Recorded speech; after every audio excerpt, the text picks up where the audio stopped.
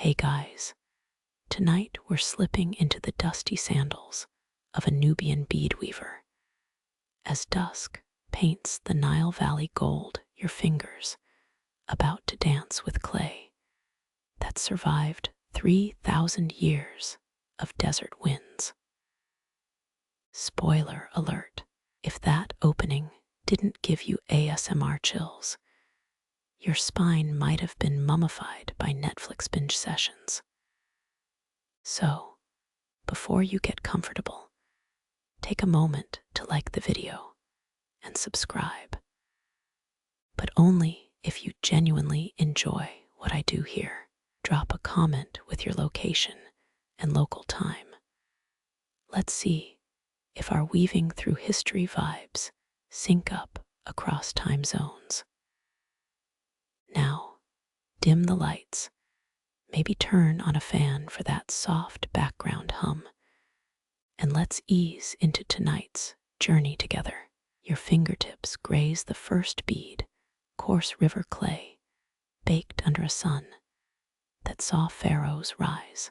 Archaeologists found similar beads in Queen Amenishikito's tomb. Proof Nubian weavers outfitted royals long before Cleopatra ever side-eyed Rome. The air smells of loam and donkey hides stretched over drying racks nearby. Dust motes swirl in the dying light, like flecks of bronze shaken from some lazy god's pocket.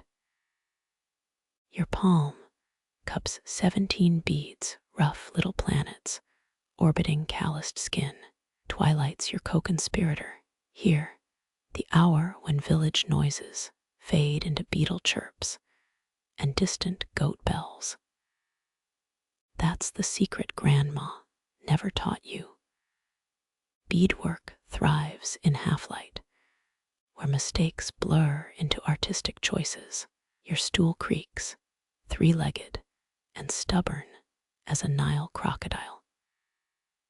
Historians still argue whether these patterns held hidden meanings or just looked fire on Instagram if Imagineers existed back then.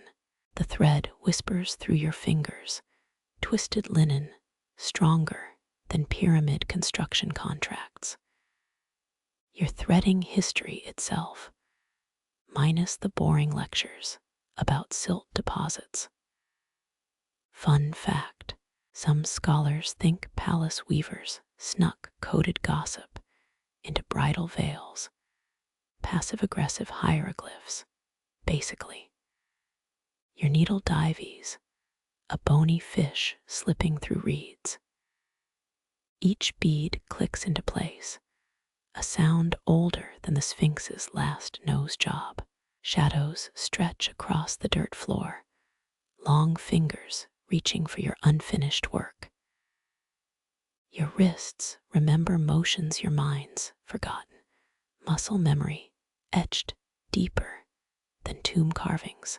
Someone's cooking garlic and coriander stew next door. The scent seeps through your window like an uninvited but delicious ghost.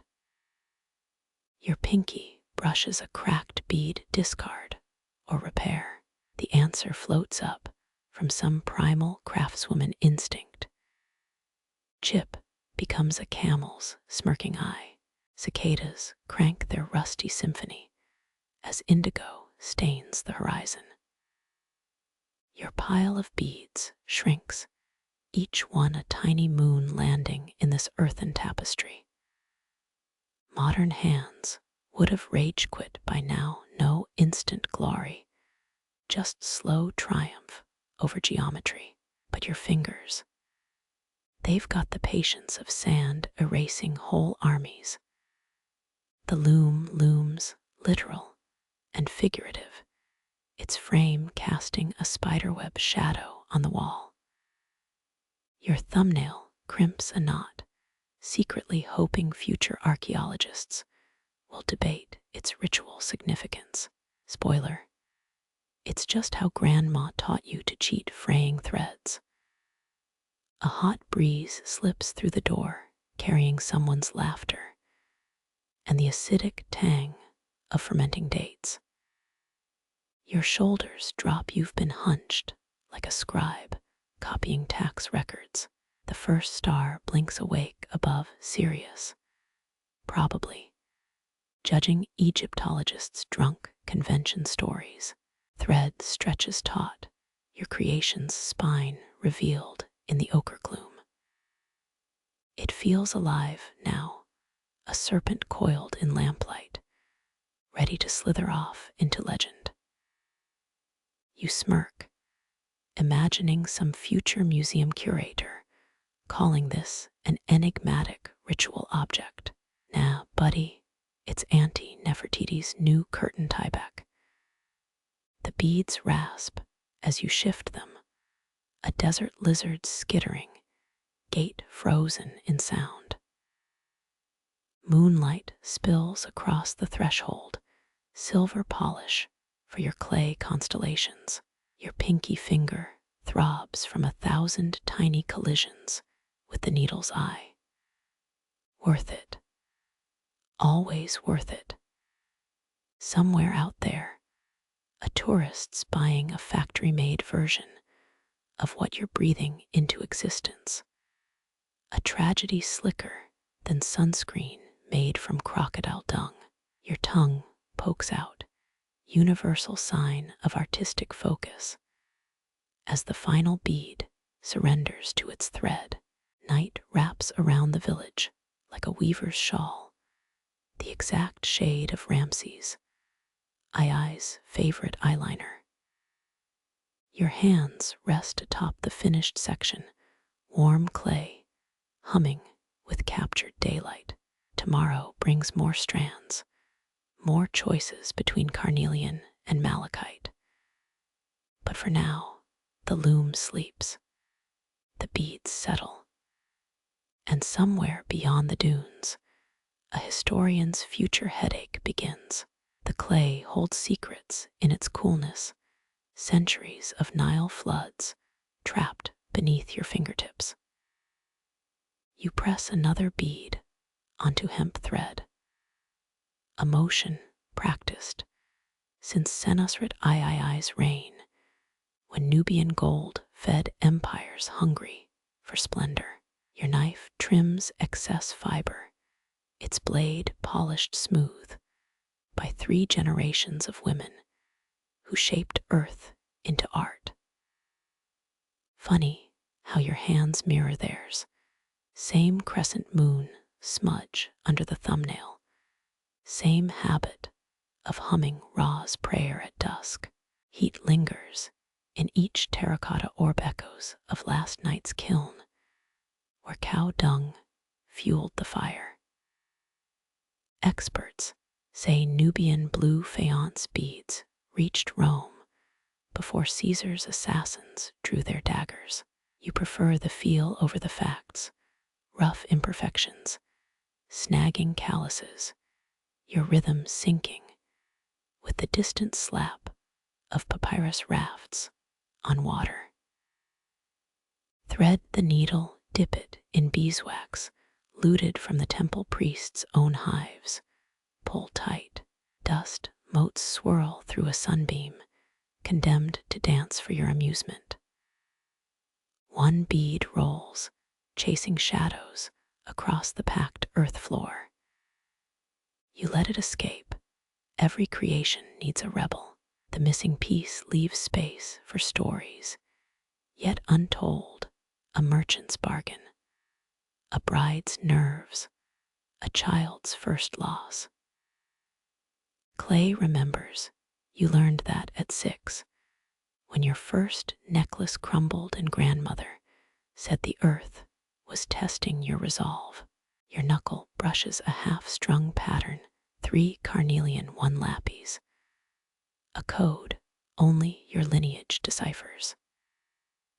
Historians still argue whether these strands mapped constellations or coded rebellion against northern pharaohs. You know the truth. It's whatever made the fingers move when the heart grew heavy. The loom awaits, its wooden bones creaking like an elder settling into gossip. Twist the thread counterclockwise, the way your mother insisted back when her braids still held midnight's color. Some claim potters added crocodile blood to clay for strength. You'd rather credit steady hands and decent donkey dung fuel. A fly lands on your wrist, its emerald wings mocking the duller greens in your bead tray. You blow it toward the date palm's shade, generous today. Next time you'll negotiate. Red ochre stains cling to your hem, fading reminders of yesterday's market hustle. A trader praised your spirals, said they mimicked meroitic script before offering a price that insulted your ancestors. You strung cowrie shells into his beard instead, a joke between craftsmen, and sent him packing. The memory tightens your knots, a petty satisfaction preserved in hemp and earth. Thread hisses through beads, 97 counted, 98, 90 weight. Your breath hitches. The pattern demands exactness. Start over this time without the Roman merchant cluttering your focus. Your gray uncle swore the clay sang, if you listened right, claimed it cursed sloppy work, with cracks and spite. The sun inches lower. You'll need to relight the oil lamp soon, its wick trimmed crooked by your sleep-deprived niece. A donkey brays outside, probably eyeing your herb garden again. You throw a bead at the wall. It clatters into the mortar gap where scorpions breed. Your laughter startles a gecko off the ceiling. It tail dances across half-dyed linens. Tomorrow, you'll fix the wall tonight. The rhythm claims priority. Palms flatten the emerging necklace, cool clay kissing warm skin. Someone will wear this, feel its weight during harvest dances or temple offerings or a clandestine river rendezvous. You twist the closure knot, sealing hopes into something more permanent than breath. The last bead clicks into place, a sound sharper than a scribe's final period. Outside, the Nile continues its endless argument with the shore. Inside, your hands finally still, while the clay's whispers linger in the thickened air. Oil lamps paint shadows where beads catch light, constellations under this roof. You weave celestial maps, connecting Sirius' spark to Nile's dark waters. The necklace lies finished, but the night is young and the loom hungers. You reach for blue faience orbs, the ones glazed with crushed lapis from bad action mines. Experts think traders carried these stones along routes older than the Silk Road. Your thumbs dimple their surfaces, leaving oil streaks like comet tails across fake skies. 3 clay lamps spit and mutter, walnut oil-fighting wicks made from milkweed stems. Their light bends around beads, throws tiger-stripe shadows on your forearms.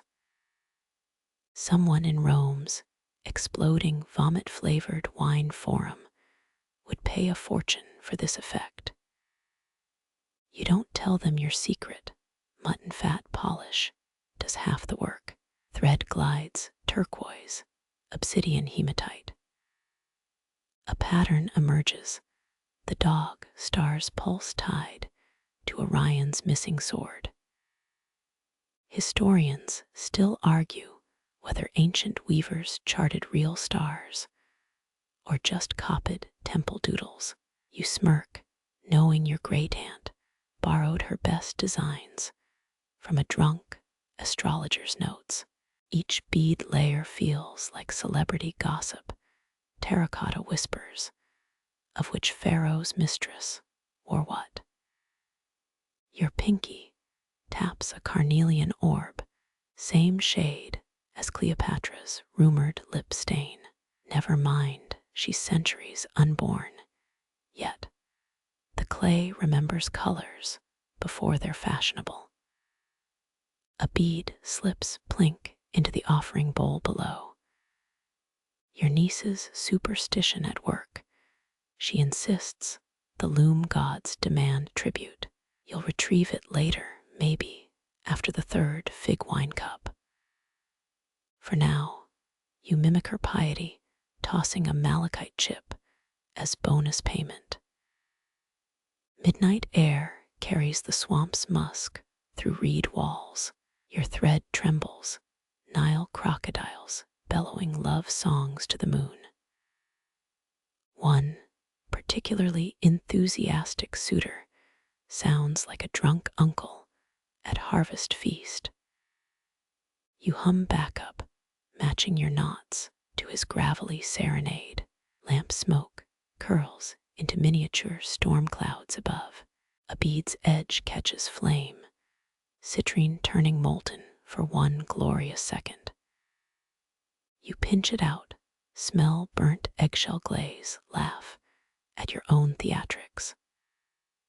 Some ancestor probably did the same, left thumbprint preserved in a museum's ritual-scarred artifact. 2 stripes completed serious winks through a palm frond window. Its rising once signaled Nile floods, a fact your buyer in Memphis will monologue about while overpaying. Your fingers chart older truths, how patterns comfort more than correct star paths ever could. That cobalt bead cluster, strictly for tourists who fear ghosts. Real Nubian weavers knew blue repelled evil spirits, hence why your cousin sewed them into every sandal sole. The crushed sapphire myth. Blame a Phoenician merchant with talent for tall tales. Your spine protests, stretching like a Nile catfish on a drying rack. The loom creaks a warning. Sit straight, respect the craft. You obey, mostly slouching just enough to spite generations of posture-obsessed matriarchs. A gecko skitters over finished rows, its belly scales silvered by moonlight. You freeze, let it taste a saffron yellow bead with darting tongue. Not food, you murmur, but admire its commitment to poor life choices.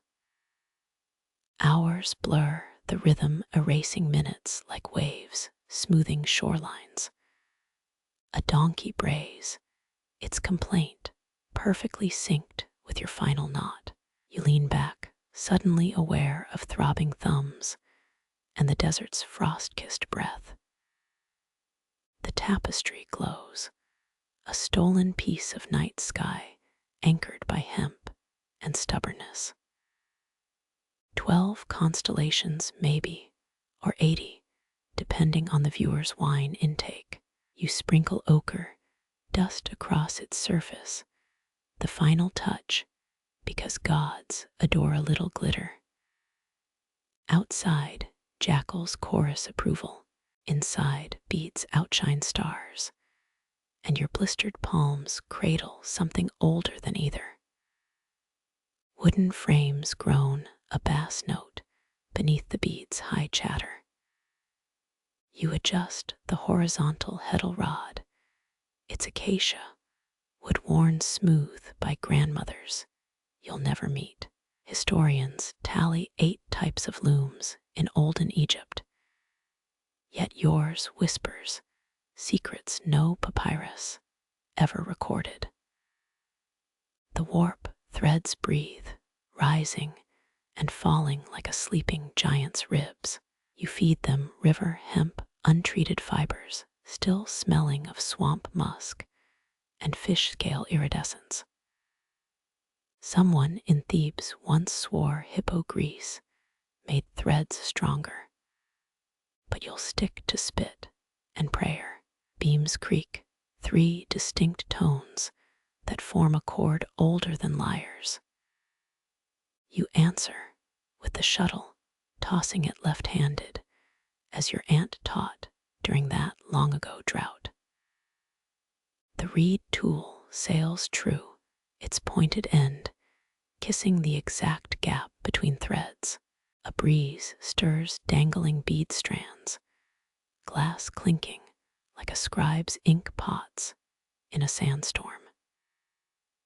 You catch a whiff of myrrh, probably old Hatshepsut's ghost, judging your tension technique again. Her tomb reliefs show tighter weaves, but she had slave girls to massage her arthritis. Cotton puffs cling to your forearms, fuzzy constellations mirroring the night sky outside. You brush them off, only for 3 more to leap from the spindle basket. The law of petty annoyances holds true across millennia. Sticky fibers predate pyramids by lifetimes.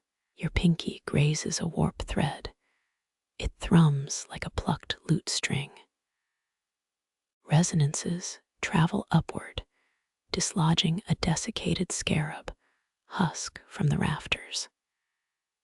It spirals down, landing in your lap with a click.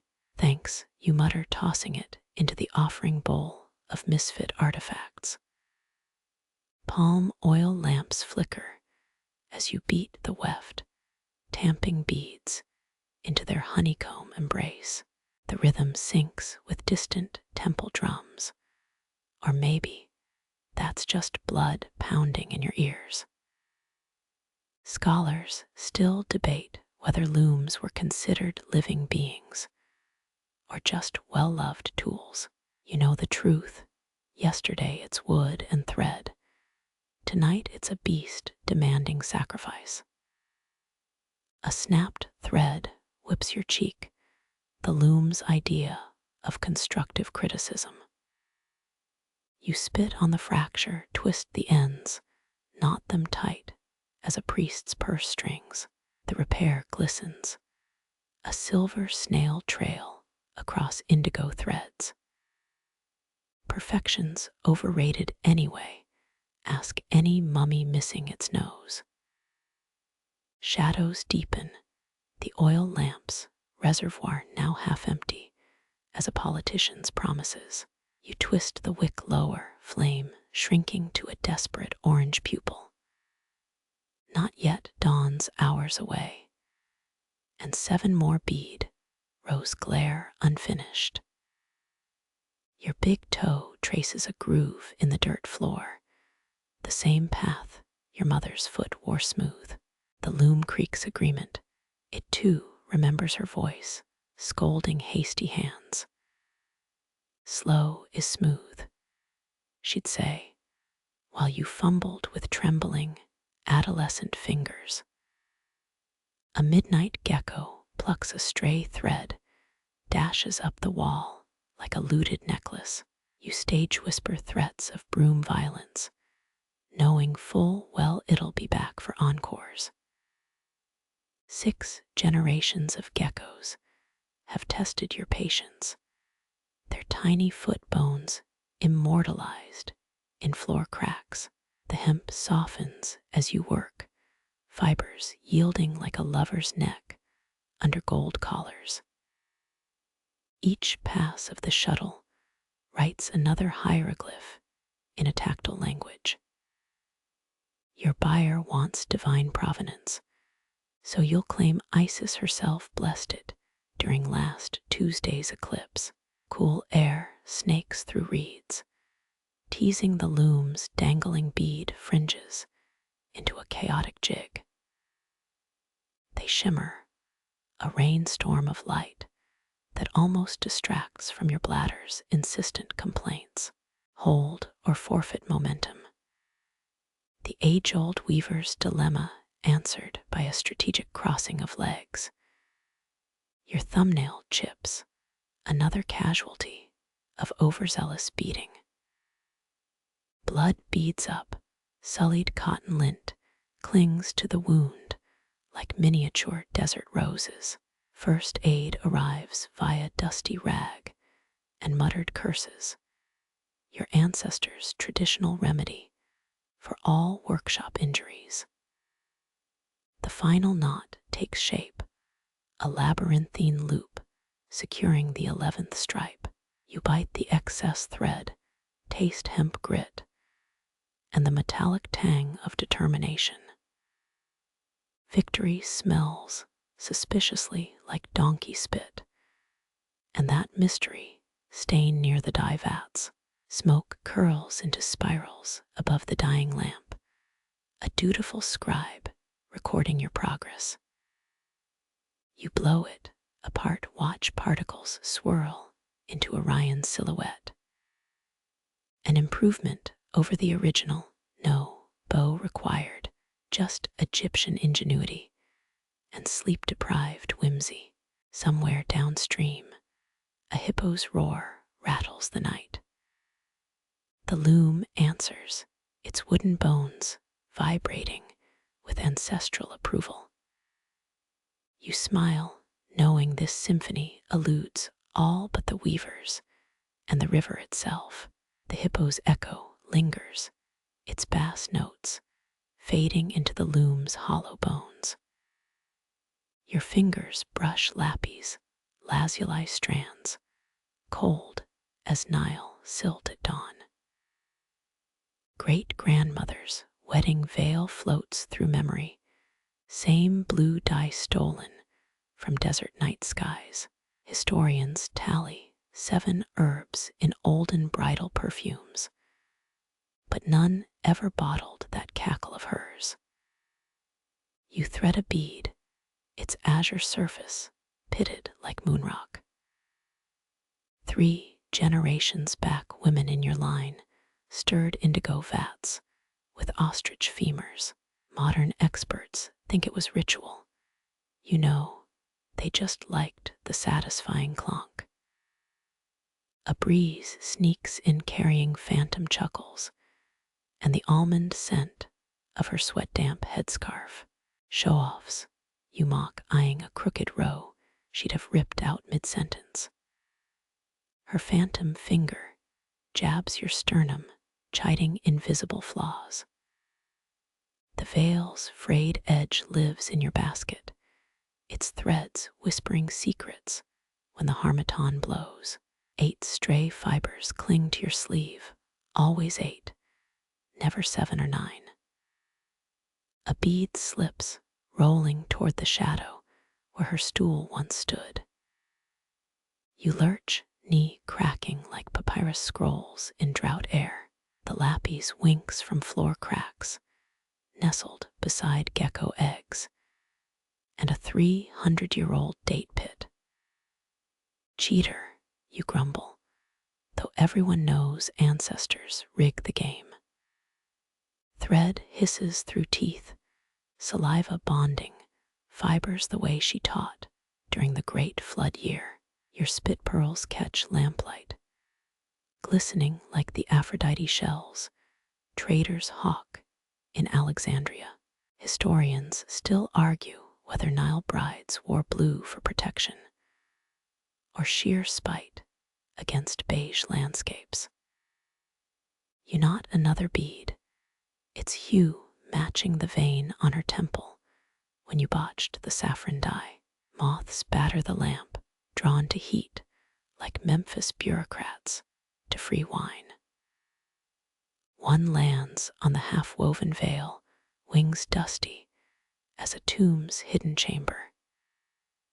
You blow gently, sending it spiraling into the loom's embrace. Tell her I'm trying, you murmur, though prayer beads work better when not coated in flax lint. The shuttle feels heavier now, weighted with 5 decades of your family's sly grins. You count 9 and 40 beads, Same number great-grandmother hung for her third husband's funeral barge. Rumor claims she wove his mistress, name backward in silver thread, but verification died with the village gossip.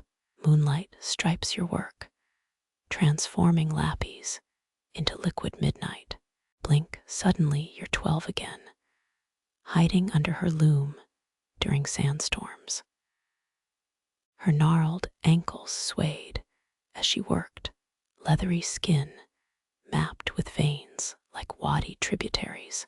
One night she tossed down a fig, sticky sweet and warm from her pocket. Your needle stabs air, mimicking her theatrical swipes at imaginary flies.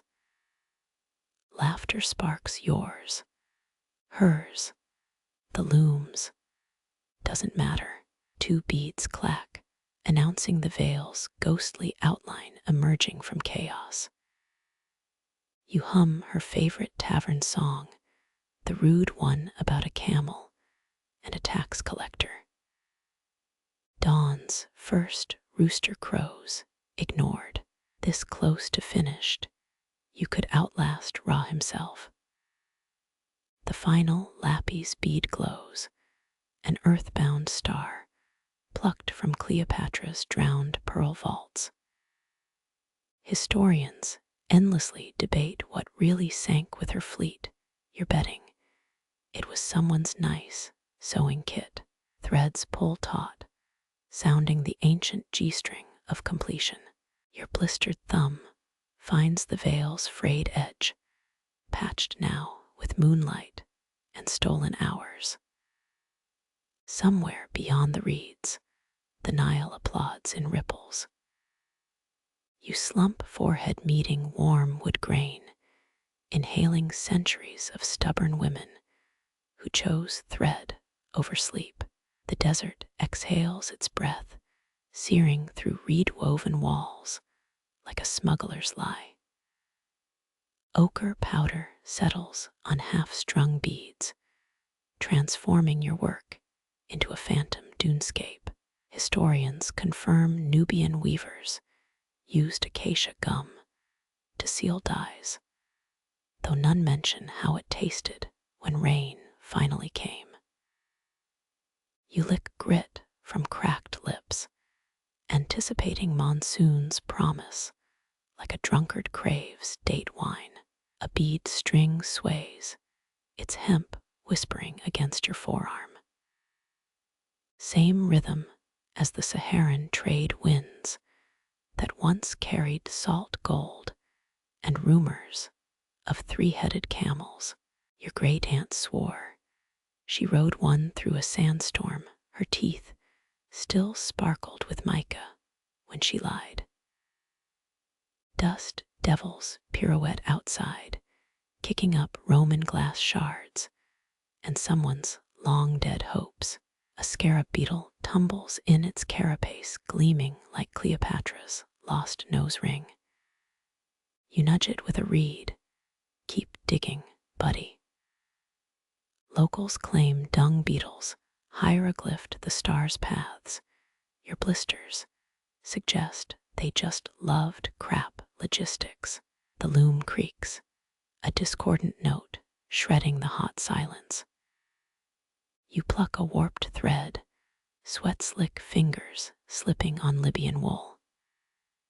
Historians still argue whether desert patterns mapped oasis roots or simply imitated viper scales. Your knots tighten, each twist defying the sirocco's sneering attempts to unravel progress. Something prickles your nape, not heat, but the weight of unseen eyes. Bedouin tales whisper of hungry jinn haunting weavers' huts at high noon. You flick a bead toward the shadows. Bring sugar next time or piss off. The offering disappears, your mother's voice chiding wastefulness from beyond the dunes. Sudden coolness, a sand cat's shadow. Mirages don't cast shade, you've learned that the blistering way.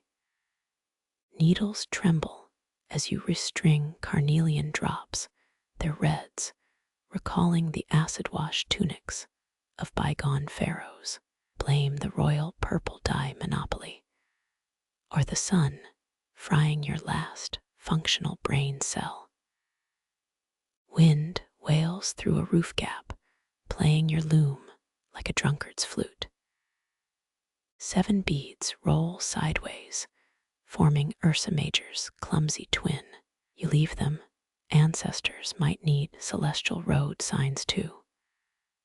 A goat bleats in the distance, its guttural laugh mocking your crooked constellations. Your canteen sweats, last sip tasting of mud and poor decisions. Voices rise beyond the hut, caravan guards arguing over camel nipple calluses. Reality blurs. Is that your sister's laughter or sand scoring the walls? Either way, it'll cost you a bolt of linen to sate her sweet tooth tomorrow. Lichen stains bloom on your sleeve, the same green as Baharia oasis, forbidden springs. You pick at the fabric, remembering that scandalous Roman bathhouse mosaic. Archaeologists found one showing Neptune arm wrestling a crocodile, proof empires fall when gods get cocky. The harmattan's punch eases, leaving your ears popping like overripe figs. Beads glint through dust, every third one blurry from eye strain or existential dread. You squint at the wobbling strands. Either I'm finishing a tapestry or summoning a very small demon. Palm fronds slap the roof, a staccato warning of scorpion migration season. 3 decades back, your cousin wove body armor from sisal fibers. It worked until the day it really didn't. Dust motes catch in your lashes, mimicking Nile Delta fog. Or maybe you're just crying. Sunlight forgives no weakness. Sudden stillness, the world holding its breath. Even the flies freeze mid-buzz. Your shuttle pauses, suspended between one heartbeat and the next. Then, an ibis's scream shatters the pause. Back to work. Threads snag. The desert cares nothing for poetry, only persistence. Loom strings hum their vibration, syncing with far-off camel bells. You breathe in silica, out patience. The pattern shifts, dunes giving way to river tributaries. A bead clatters, your knuckle bleeds. Hours later, the bloodstain becomes just another part of the design. Moonlight bleeds through palm frond gaps, painting your loom in liquid mercury. Silver traces the bloodstain's edge, now just another rusty bead in the tapestry's sprawl. Your needle pauses. Egyptian weavers once spun silver threads for pharaohs' burial shrouds. Odd choice for folks obsessed with eternal naps. A scarab scuttles across your foot, its shell glittering like a mini chariot from a tomb, robber's wet dream. Cool air pools around your ankles, sharp relief from day's forge-like grip. Beads drink the pallid glow, milk-shell discs becoming opals, fired clay shifting to moonstone. You twist a strand. 3 decades back, your mother claimed cats stole moonlight to fuel their midnight sprints. Tonight, the feral tom yowling outside seems powered by pure spite. Shadows stretch, transforming reed walls into a lattice of ink and bone. A bead slips, you fumble, palm slamming the loom's edge. Pain blooms, a familiar companion. Early Nubian weavers used their own hair for thread during droughts. Historians still argue whether this was genius or desperation. Your split knuckle suggests both. The moon climbs its face, peering through the roof like a nosy neighbor. Your sore eyes spot something, a bead strings warped into a perfect cartouche shape. Not your doing. Palace scribes etched those glyphs. Yet here's an ankh formed by accident or ancestral meddling. You prodded, half expecting Ramses' Ai's ghost to charge rent. Breeze stirs, cool fingers plucking at loose threads. Memories surface, childhood nights watching grandmother weave by moonlight, her hands moving as if underwater. She swore night-stitched cloth held dreams tighter. Archaeologists found a buried loom near Thebes, its threads still humming after 3 millennia. Yours just hums when the wind hits F-sharp. A jackal's cry shreds the silence. It's pitch perfect for shattering concentration. Your needle wavers, skewing a bead's alignment. Thanks for the feedback, you mutter, knowing desert spirits ignore sarcasm. Bedouin traders once paid extra for moonlit weaves, believing them infused with lunatic gin. Modern buyers just whine about inconsistent dye lots. Fingers cramp, you shake them, a flurry of pale dust escaping their crevices. Moonbeams catch the particles, transient constellations born and dying above your lap. The same dust once choked Persian invaders, or so schoolteachers claimed. You blow gently, sending a mini Sahara swirling toward the oil lamp. Something clatters outside, probably the scarab tipping over your empty water jug. Again, scholars debate whether ancient bead patterns held sacred meaning or just followed aesthetic whims. Your current design, pure survival hours spent threading while avoiding heat stroke-induced hallucinations. The loom creaks, its rhythm syncing with your blinking.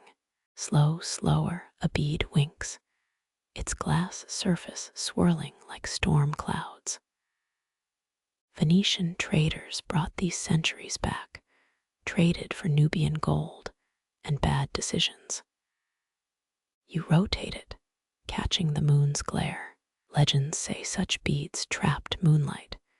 Yours just traps fingerprints and regrets. Cool silk brushes your wrist, a forgotten spool unraveling itself. You halt it mid-roll. Not tonight, little Houdini. Nile silkworms stopped production after a particularly judgmental pharaoh's decree. Or maybe they unionized. The strand resists, fighting your grip like a live thing. Moonlight fades, clouds congealing into a woolen blanket overhead.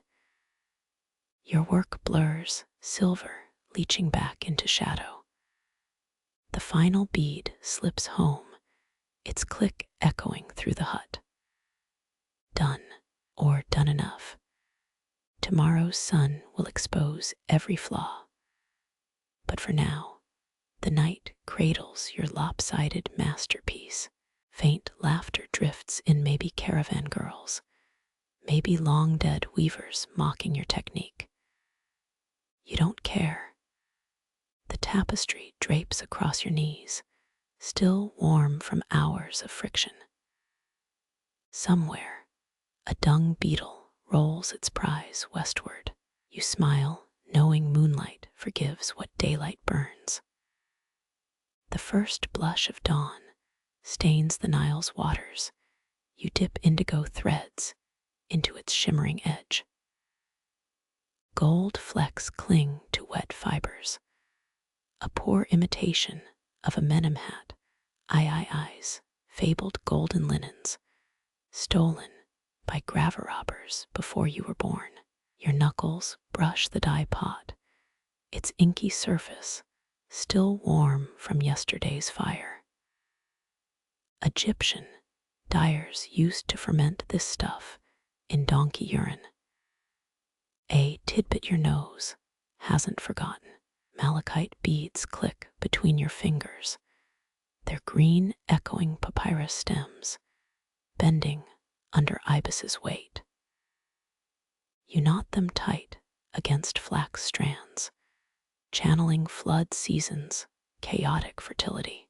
Historians still argue whether these patterns mirrored actual tributaries or just artistic whimsy. Your version absolutely includes that time. A drunk hippo carved a new river bend. Sunlight hits the half-woven tapestry, transforming it into a heat mirage come alive.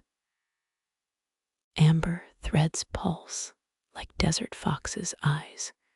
Crimson ones smolder like long-dead forge coals. You squint, remembering 6th century Coptic weavers, hiding crosses in geometric patterns. Tonight's smuggled silk would make their martyr hearts race. A heron's shadow glides across your lap. You flinch, nearly tipping the woad vat. Blue bleeds into sand, a miniature Nile delta spreading at your feet. Perfect, you mutter, dabbing at the spill with yesterday's headscarf. Ptolemaic tax records mention blue dye shortages. Now you know why. Laughter echoes from the riverbank. Fishermen hauling nets glinting with silvertail catches. Their voices fray your concentration. Each stitch wobbles like a cobra-charmed tourist. You hiss through your teeth, a technique your aunt swore calmed rowdy threads. It doesn't. Heat thickens, beads grow slippery as fresh-killed eels in your palms. You switch to ochre strands, the color of compromised pharaohs, mummy bandages. 12 generations back, your ancestors likely wove burial wraps for some pyramid-scheming bureaucrat. His corpse probably complained about the thread count.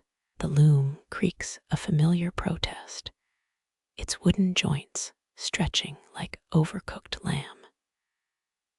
You rub beeswax across the heddle smell, triggering memories of stolen honeycomb and subsequent beer-related regrets. Nubian tomb paintings show this exact technique, minus the vengeful swarms. A bead escapes, rolling toward the hut's entrance like a rebellious acolyte. You lunge, palms smacking dirt as it vanishes into sunlight. Go forth, you grumble, found your own stupid civilization. Desert wind answers, scattering sand over your defeated fingertips. Colors blur into a nausea-inducing haze, turquoise melding with carnelian like drunken festival dancers. You splash river water on your neck, shockingly cold despite the season. Roman accounts called the Nile's summer heat Hades, laundering day. Those toga-clad wimps weren't wrong. Sweat drips onto half-strung lapis lazuli, creating miniature tides across its faceted surface. Your grandmother's voice ghosts through your skull, daughter of the river. You weep more than Sobek during drought. The jab stings, even in memory. Shadows shrink. Noon reduces the world to 2 relentless colors, white and scorched. You unravel a flawed section, threads coiling like asps in a fakir's basket. Reworking patterns feels akin to rewriting history, messy, biased, and inevitably vampiric. A vendor's cry slices the air, dried dates. Fresh ones stole by jackals. You smirk knowing his fresh stock sunbathed since Thutmose I's reign. The dates here have their own archaeology layers. Your needle pricks a thumb, blood blooming, alongside saffron-dyed hemp. Iron scent mixes with cumin from yesterday's stew, a perfume as old as Memphis back alleys. 3,000 years back, this stain might have been considered sacred. Today, just another reason to invest in fingertip armor. Wind shifts, carrying the reek of fermenting papyrus from riverside mills.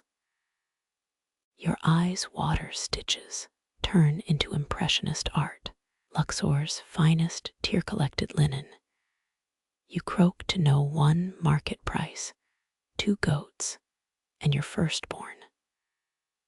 Sunstroke whispers sweet nothings. The tapestry now resembles Cleopatra's bath towel after a particularly dramatic suicide. You collapse against a mud brick wall, its surface radiating stored heat like a vindictive lover. Scholars debate whether ancient dyers hallucinated their color formulas. You're voting yes. Shadows lengthen, cobalt threads finally behaving under dusk's merciful gaze. You knot off a malachite cluster, its green deeper than crocodile pools at midnight. Somewhere downriver, a ibis screeches approval, or maybe indigestion. Either way, you'll take it. The Nile darkens, mirroring your dye-stained hands as they pluck one last carnelian bead. It clicks into place, completing a spiraling pattern older than obelisks. Your eyelids droop, visions of flood-born silt and blue lotus blossoms dancing behind them. Tomorrow's heat looms, but for now, the river's colors sing you toward sleep. Your fingertips still hum from the Nile's farewell kiss. Dye-stained palms pressed flat against silent linen. The loom dominates the hut now, its skeletal frame casting tiger-stripe shadows in the lamplight. You breathe through your nose, air thick with tamarind paste and the ghost of melted beeswax. 6th century Nubian weavers worked wordlessly during holy hours. Not that anyone asked the spiders. Threads hang motionless, midnight suspending their usual sway like crocodiles playing dead. Even the oil lamp dims, wick trimmed short to honor the old ways. Your grandmother's ghost would smack your knuckles for laughing, so you swallow the chuckle rising at that memory. A bead slips, clattering down the warp like a scolded child. You freeze, half expecting the desert itself to scold this betrayal of quiet. No one knows why 3rd dynasty looms had copper warning bells, maybe to embarrass careless artisans. The thought almost undoes you. Moonlight leaks through the reed roof, painting your workbench in liquid mercury. You lick a frayed thread tip, salty sweet from hours of handled beads. Some claim Cleopatra's sailmakers used human hair for waterproof seams. You suddenly regret tasting anything. Shuttles lie motionless, their bone surfaces gleaming like unearthed relics. Your pinky twitches toward the nearest one, stopped by the weight of centuries-old taboo.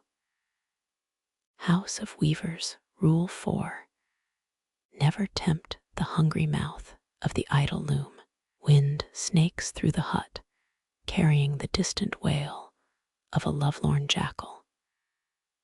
Your shoulders tighten, each muscle rebelling against stillness's sacred demand. 5th century Coptic hymns described weaving as the wordless prayer.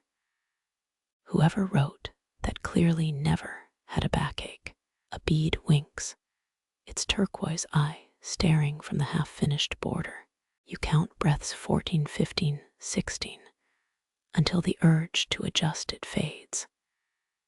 Historians still debate whether these patterns held mathematical codes or just looked pretty. Your bet. Some bored scribe got paid by the knot. Dust motes hover, suspended in lamplight, like constellations denied their stories. You trace a spiral in the sand floor, same symbol found on Mara's broken water clocks. The motion stirs air, beads shiver, as if gossiping about your insolence.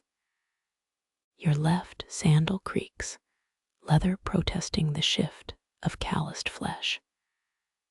The sound shreds the silence, a blasphemy in this cloth-bound cathedral. You make mental note. Tallow for hinges tomorrow, gift for the loom's forgiveness tonight. Palm fibers whisper against hemp, your lightest touch sending vibrations through the warp. Under your nails, flecks of lapis lazuli from that frantic market day. Meroitic traders once valued this stone heavier than gold. Then again, they also thought onions scared off ghosts. Moonlight retreats, swallowed by clouds rolling in from the western desert. Your spine curves, posture mirroring the bent cedar struts above. Nubian tomb carvings show weavers sitting straighter. But those artists clearly never pulled 20-hour shifts. A thread snaps, sound like the crack of a miniature whip.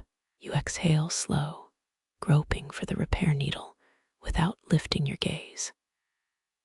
Ptolemaic records mention singing weavers. Maybe their threads were less temperamental. Your belly growls, a feral sound that startles even the dust. You imagine explaining this sacrilege to long-dead high priests. The great silence was broken by flatulence of the lower intestine. The smirk almost costs you another bead. Dawn's first fingers sketch the horizon pale intrusion on night's perfection. You knot the final thread, 217th of this accursed border. The pattern matches Amenhotep's collar, or what's left after British Museum preservation. Loom strings hum, vibrating with the desert's pre-dawn exhalation. You lean back, sand grinding into your kneecaps like punitive ancestors. Some say silence weaves its own tapestry. Yours definitely has a kink in the warp. Beads click soft as scorpions tap dancing on sandstone. Your eyelids flutter, vision doubling the threads into phantom patterns. 3rd century Greek historians swore Nubian weavers communed with fates. Truth is, we're just really tired. Cool air slips through the doorway, brief mercy before Ra's chariot ascends. You press forehead to earth, traditional salute to the sleeping loom. House of Weavers, Rule 38. Never let creation know you're watching. Shadows shrink, first sunbeam spearing a garnet bead into false fire. Your tongue sticks to cotton-dry lips, optimistic attempt to taste morning dew. Mares queens drank powdered moonstone for vocal refinement. You'll settle for date residue. The loom's heartbeat quickens, strings trembling with pent-up creation. You lift the heddle, hands moving before mind catches up. Silence shatters, but the cloth remains listening.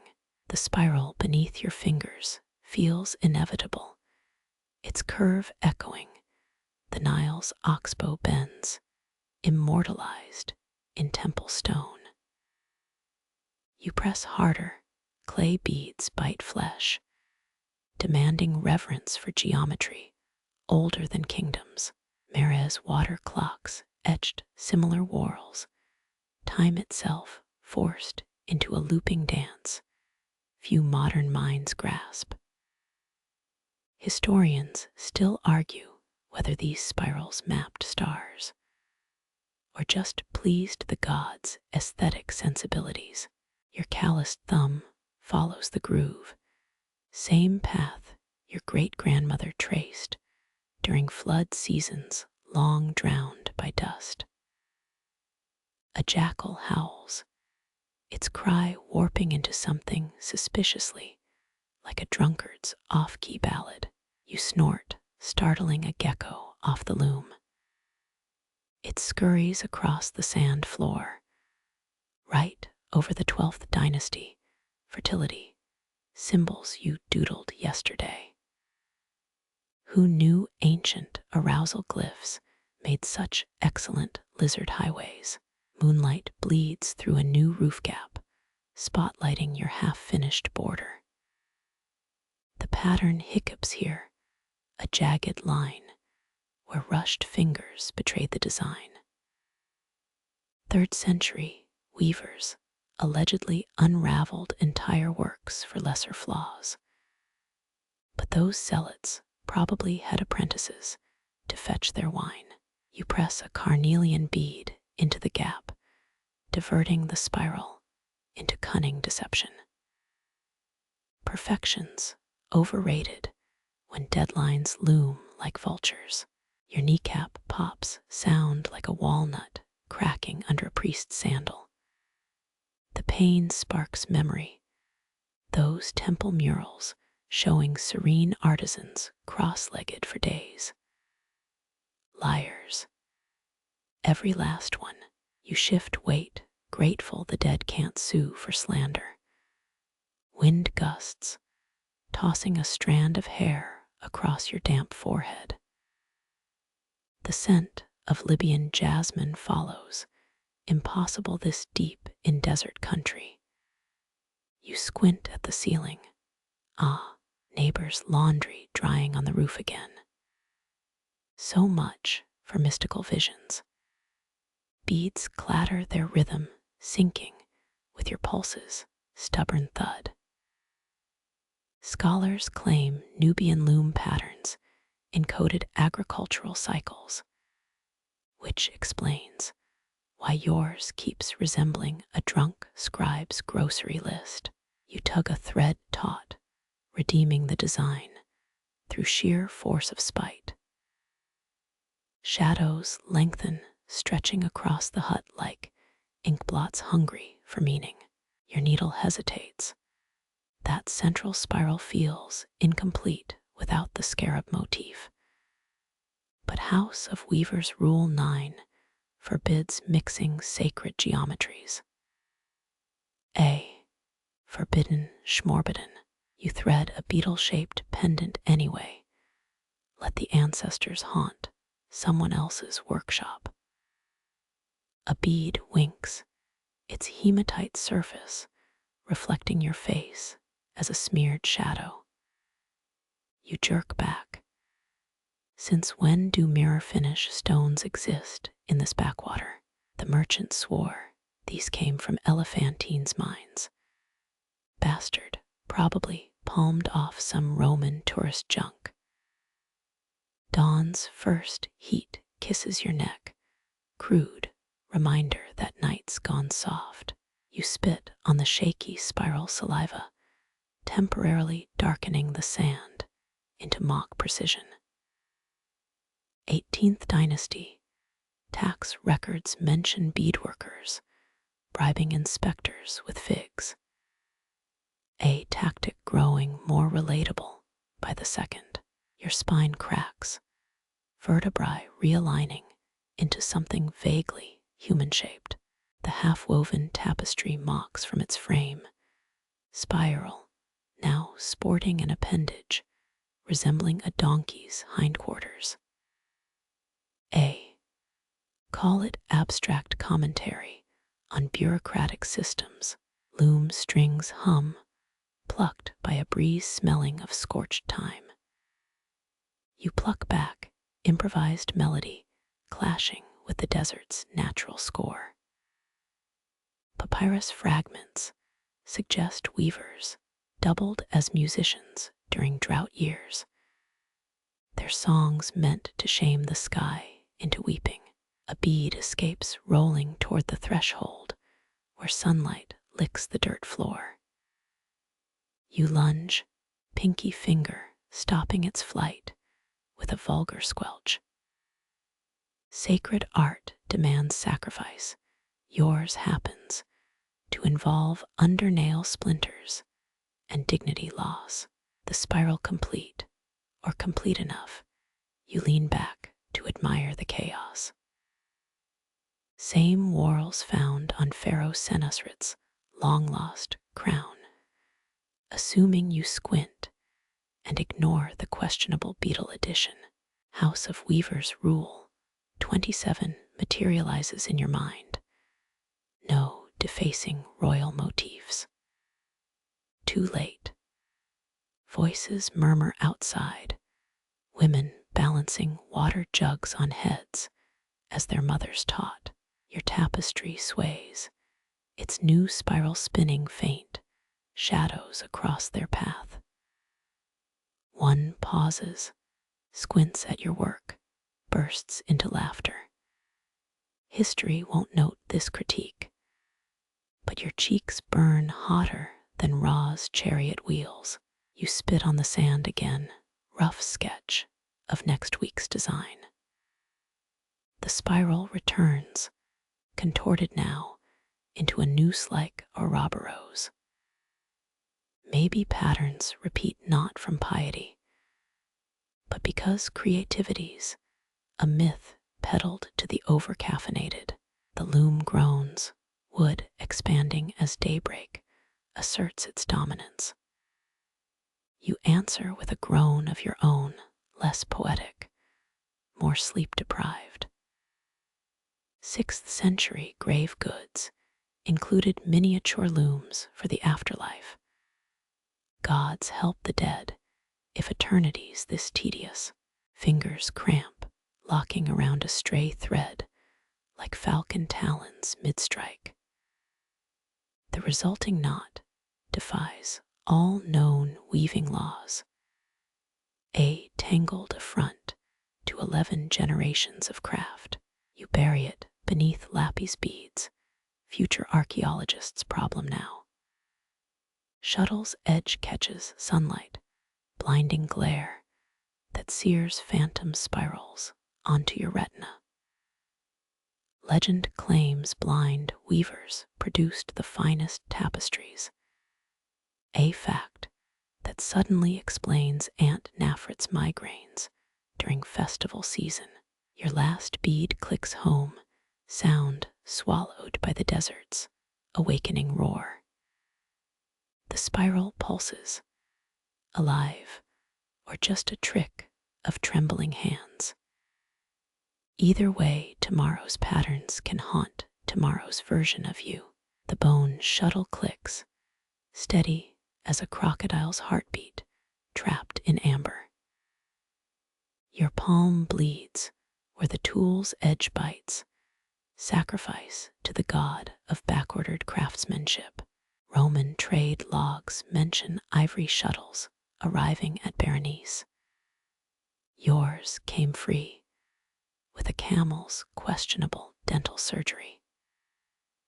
Historians still argue whether Nubian weavers preferred hippo femurs for durability or dramatic effect. You rock forward, wooden stool creaking like a septuagenarian's knees at market day. The motion syncs with the shuttle's path, back, forth, until time becomes a spool of undyed thread. 3rd century tax records list 12 loom types. Yours feels like the unloved stepchild of all 12. A bead misbehaves, rolling toward the loom's warped underbelly. You hiss, half curse, half yawn, as your pinky rescues it from dusty obscurity. Papyrus fragments suggest weavers buried flawed beads to appease KH-num. But your offering pits, just a cracked teacup by the door. Moonlight glints off the shuttle's spine for one breath. Its great aunt Taberry's hairpin glimmering in 38. Her hands worked this same loom, though she swore less and smelled of cardamom, not goat. You pause, count 7 breaths like she taught, before threading another clay sphere. The rhythm falters, your wrist twisting right when tradition demands left. Some whisper that broken patterns invite Ifrit jinns, though your last curse turned out to be moldy lentil soup. You pivot, let the mistake veer toward innovation or laziness, depends who's judging. 3 beads clack an arrhythmia in the loom's hypnotic mantra. You squint. Ah. A cobweb spans 2 threads like a drunk spider's tightrope. 7th century grave goods included spider silk patches. Proof even death can't escape shoddy housekeeping. Your elbow bumps the oil lamp, shadow puppets erupt across the wall. The shuttle becomes a rearing stallion, your hand a hissing asp, the tapestry itself a crumbling pyramid. Kids pay good dates at market for lesser shadow plays. A moth dive bombs your ear, suicidal flirtation with the flame. You swat, threads tangle. The shuttle snags a snarl that defies mortal logic. Texts claim Cleopatra once demoted a weaver for uneven selvage, truth or slander. Histories wage slaves stick together. Either way, you exhale. Hot breath stirs a bead, suction to your forearm. It clatters free. 19 minutes of work undone in one soggy sigh. They never chisel that part onto tomb walls, do they? The shuttle resumes its march. Click, click, click, each tap a nail in coffin wood. Your eyelids droop, visions blurring the loom into a ship's mast, swaying through stars. Sleep deprivation, or Sobek's blessing. Jury's out till dawn. Thread snaps, a sound like a Senate piece breaking under Cheop's sandal. You fumble for the ends, knot them with a sailor's slurred precision. Nubian fleet records mention rope makers doubling as marital counselors. Your knots suggest they overpromised. Beads dim, oil's last dregs gurgling through a frayed wick. You stab the dark, pierce nothing but humid air and regret. Moonlight's free, at least, though Ra's accountants will probably find a way to tax that too. Palms cramp, fingers seizing like scorpions in a death curl. You shake them. Watch shadows mimic a festival dancer's manic wrist flicks. Medical scrolls prescribe honey massages for weaver's claw, But the bees here are unionizing, distant jackals chorus, their yips syncopating with the shuttle's metronome thump. One yodel sounds suspiciously like your name. Ignore it. Last time you answered, it was just cousin Dak fretting over cucumber yields. The final bead slots home, its click echoing through hollow-boned silence. You slump, forehead pressing against the loom's sweat-stained crossbeam. Dawn licks the horizon, yet the shuttle already twitches, hungry for tomorrow's first stitch. Dust motes swirl, catching first light like desert fireflies mid-waltz. Your sneeze scatters them, Ra's own glitter cannon sabotaging the morning shift. 6th century merchant logs mention Nubian tapestries traded for myrrh. Yours would barely fetch a half-rotted melon this week. A bead clatters, rolls into a crack that's eaten 3 generations' mistakes. You peer down, spy its dim glow between termite-chewed planks. Some argue buried beads marked weavers' graves. Your floor's basically a bead cemetery with inferior headstones. Fingertips graze the finished section, threads raised like scars on sunburned skin. Heat warps the air, turning your loom into a rippling mirage of splintered ambition. Papyrus tax, receipts list linen tariffs. None account for sanity, lost per cubit woven. Shadows stretch dawn now painting your workshop floor with long-fingered gold. You blink, 3 rapid flashes to scare off the sleep jinns nesting in your skull. Historians still debate whether Ptolemaic dye tariffs caused the 89 loom riots. Ask any weaver, answers written in their knuckles.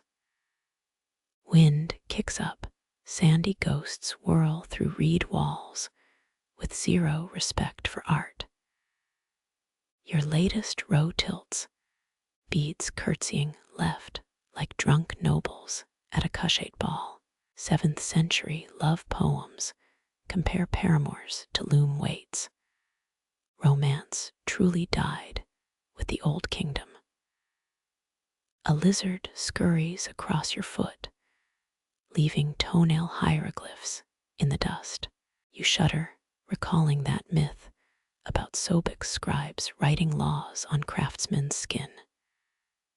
2 beads fuse, sun's wrath welding them into a double-wide eyesore. You sigh, call it modern art, and keep weaving. Thread tension slackens, the whole piece going limp like a senator's handshake. You tighten the warp, elbow cracking louder than temple drums at Isis' feast. Digs near Meroitic found loom parts in royal tombs. Proof even queens feared boring afterlife wardrobes. Your stomach growls, a feral duet with the wind's mournful hum. A date pit from yesterday beckons, nestled in the dust like a jewel in dung. You crunch, taste last season's harvest and poor life choices. Light bruises from indigo to ochre, the sun elbowing through harmattan haze. You squint, watch dust devils pirouette where your shadow should be. Roman naturalists claimed Saharan winds carried sleeping sickness, truth, or wine-fueled hysteria. Your throbbing skull votes plausible. A bead string snaps, spheres cascading down your skirt like clumsy rainfall. 42 clicks, 42 tiny betrayals rolling toward oblivion.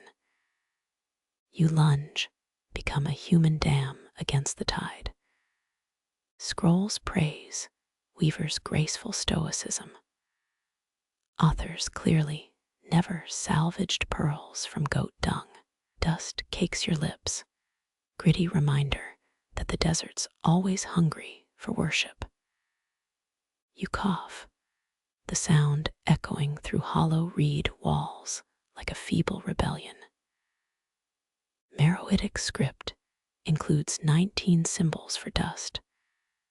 None capture this throat-coating, soul-smothering variety. The loom creaks, a woody yawn signaling its own exhaustion. You pat the beam, your palm leaving a sweat print over great-grandmother's faded handprint. Moon catchers in Alexandria might dangle prisms.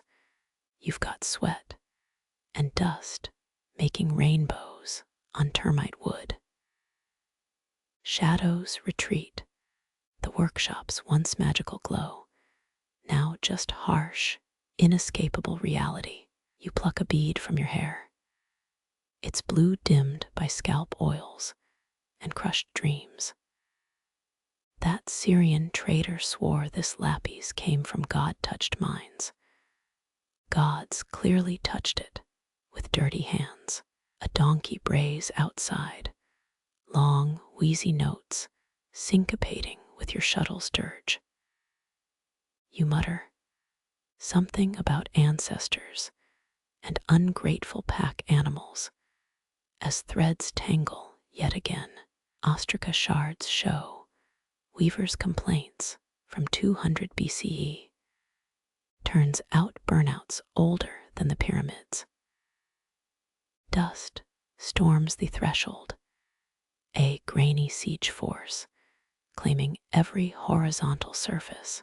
You surrender, close burning eyes, as granules pelt your face like miniature scorn.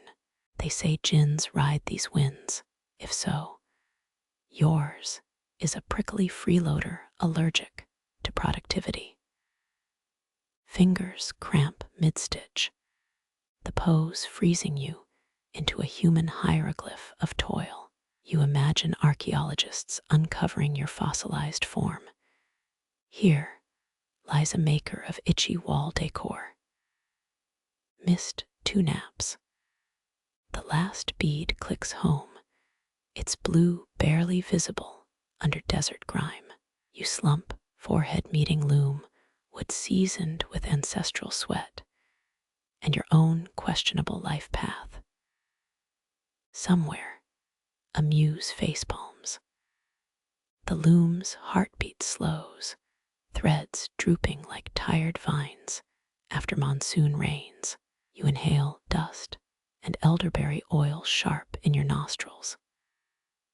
Night stretches its limbs, hours melting into a thick syrup of half-made patterns. 6th century contracts from Axum mention weavers paid in salt. Your payments mostly goat hair and existential dread. A bead slips free, plunging into your lap like a cowardly soldier deserting battle. You fumble, stab the needle sideways, stitching thumb pad instead of hemp. Scholars still argue whether Mara's spiral motifs symbolized eternity or indigestion. Your vote's food poisoning from bad camel milk. Shadows pool around oil lamps, their golden puddles shrinking under night's relentless leak. Your pinky brushes the tapestry, feeling ridges where 27 rows went rebelliously off script. Dig sites near Kerma, unearthed weaving tools in birthing chambers. Apparently labor pains pair well with poorly spaced warp threads. Wind croons through reed gaps, a reedy lullaby, nearly masking the loom's arthritic creaks. You yawn, jaw cracking loud enough to wake Sobek's laziest crocodile. A splintered nail catches thread, unraveling 6 beads worth of progress. You glare, muttering curses older than the bent pyramid's design flaws. Moths orbit the lamp, their powdery wings throwing spectral shapes across sagging tapestries. One lands on your wrist, delicate as a pharaoh's forgotten promise. You blow gently, sending it twirling into the dark like a drunken courtier. Papyrus logs from Deir el Medina list loom repairs. Touched by Set's mischief beats operator error any day. Thread tension wobbles, the whole weave slouching like a bored guard during tax season. You adjust the weights, clay discs clacking like sarcastic applause. Legends say Thoth invented weaving to keep overachievers busy, the god of knowledge, doubling as patron of insomnia. Your spine protests, vertebrae grinding like millstones, grinding hopes into bone dust. You twist, hearing pops that make an embalmer blush. Moonlight slinks through the roof, transforming dropped beads into a mockery of celestial navigation. Someone in Memphis once wove a map to Jewett, though getting lost in the afterlife sounds on brand. Fingers graze a snag, a vicious knot snarling like Amit's breakfast. You tease it, carving crescent moons into your cuticles for dramatic effect. Ostraca fragments from Elephantine show weaving guild complaints. Third petition this month. Hatshepsut keeps changing the damn color scheme. Oil sputters in its dish, casting your shadow huge and wavering on cracked mud brick. You blink, suddenly 8 years old again. Small hands mirroring great aunt Merit's tireless motions. Sandalwood smoke curls from a brazier, its sweetness doing 0 for your throbbing temples. A beetle scuttles across the loom, its iridescent shell mocking your sweat-stained tunic. You flick it. It lands in the dye pot with a tiny splash. Historians debate if Tut's tomb beads were Nubian imports. Meanwhile, your floor devours local craftsmanship like a starving hippo. Midnight's heat presses down, a woolen blanket soaked in broth. You peel damp linen from your chest, debating whether dignity outweighs ventilation. That Greek historian swore Egyptian weavers sang hymns while working. But your soundtracks, 50% grumbles, 40% stifled screams, thread snaps without warning, beads scattering like rats fleeing a sinking sand barge. You lunge, forehead whacking the loom's crossbeam hard enough to see zodiac constellations. Medical papyri describe poultices for weaver's hump. None address ego bruises from battling inert objects. Dawn's first blush tiptoes in pale fingers, prying open the stubborn fist of night. You squint, counting 3 ghostly afterimages of your flawed masterpiece. A bead winks from the floor, its glaze chipped like a cynic's smile. Tax records mention linen worth its weight in silver, your work's value, approximately 2 figs and a shrug. The shuttle stills its bone surface warm as a freshly buried scarab.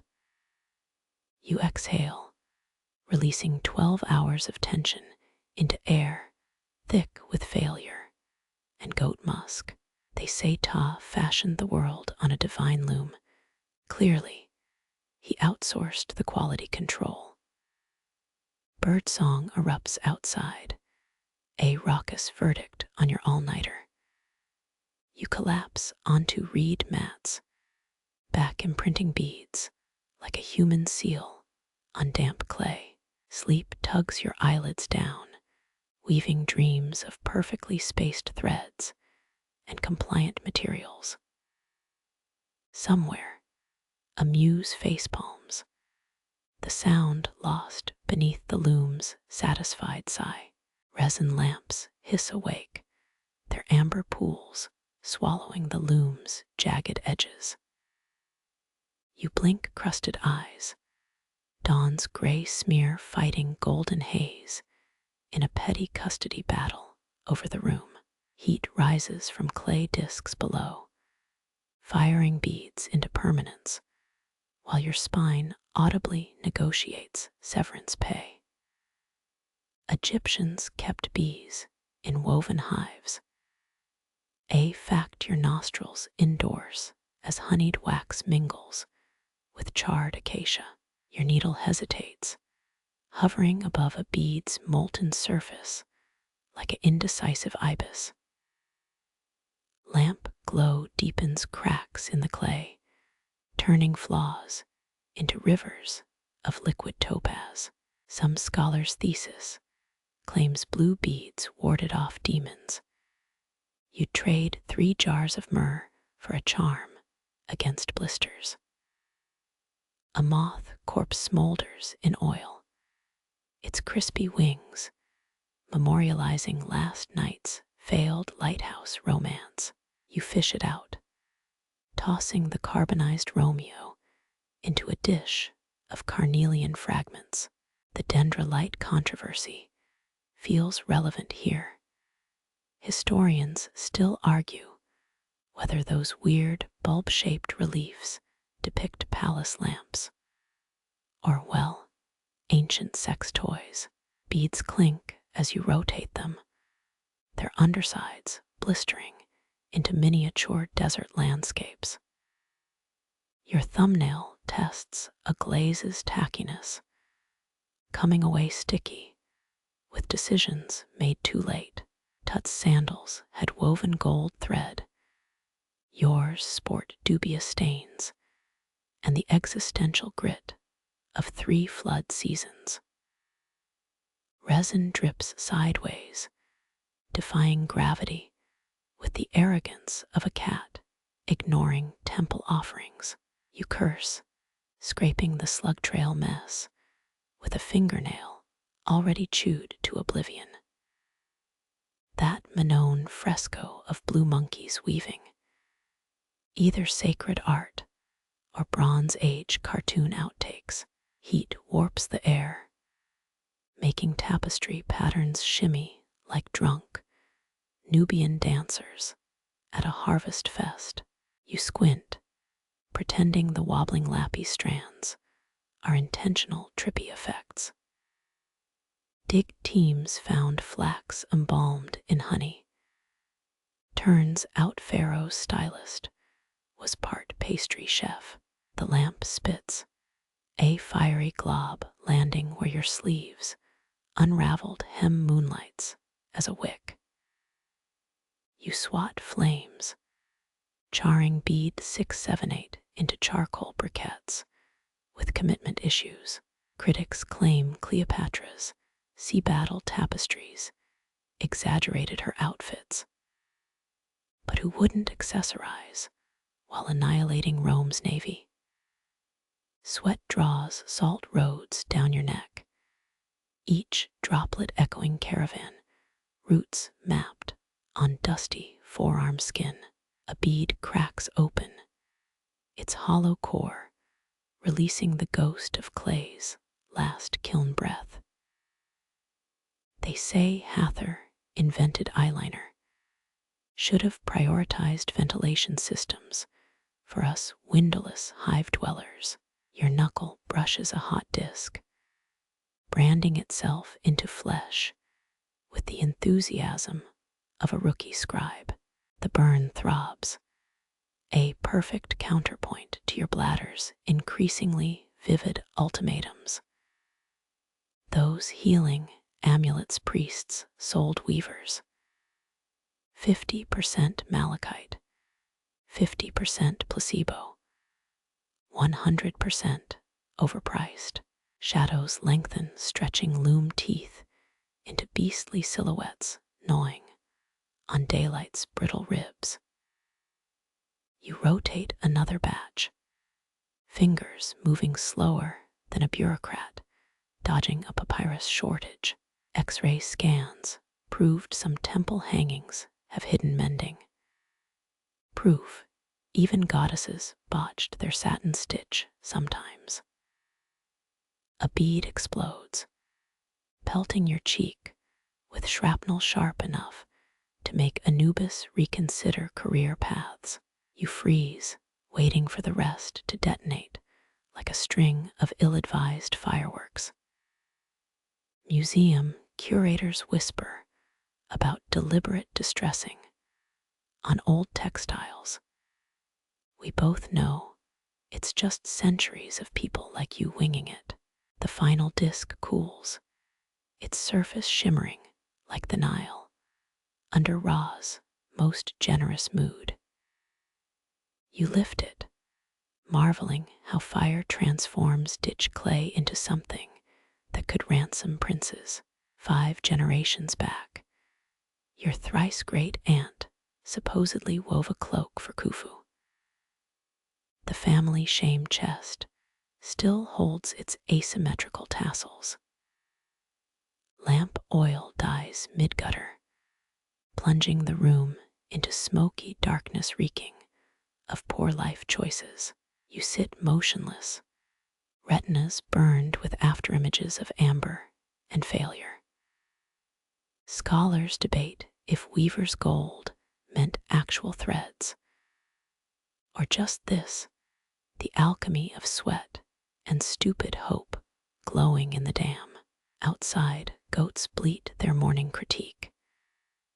Inside, your tapestry droops like a hanged man's last shrug. You press a cooling bead to your pulse, feeling its warmth ebb as Ra's chariot clears the horizon. History will forget this night's misfires, but the clay remembers every singed fingerprint. Dawn licks the eastern dunes, its copper tongue smearing light across your work tables, warped planks. Beads scatter, rolling into a constellation that'll embarrass astronomers, if any ever stoop to map your shoddy star charts. The desert exhales, its breath toasting your nape, while night's chill still lingers in shadowed corners. You thread a carnelian shard, its edges serrated by the same winds that scoured Hatshepsut's obelisks smooth.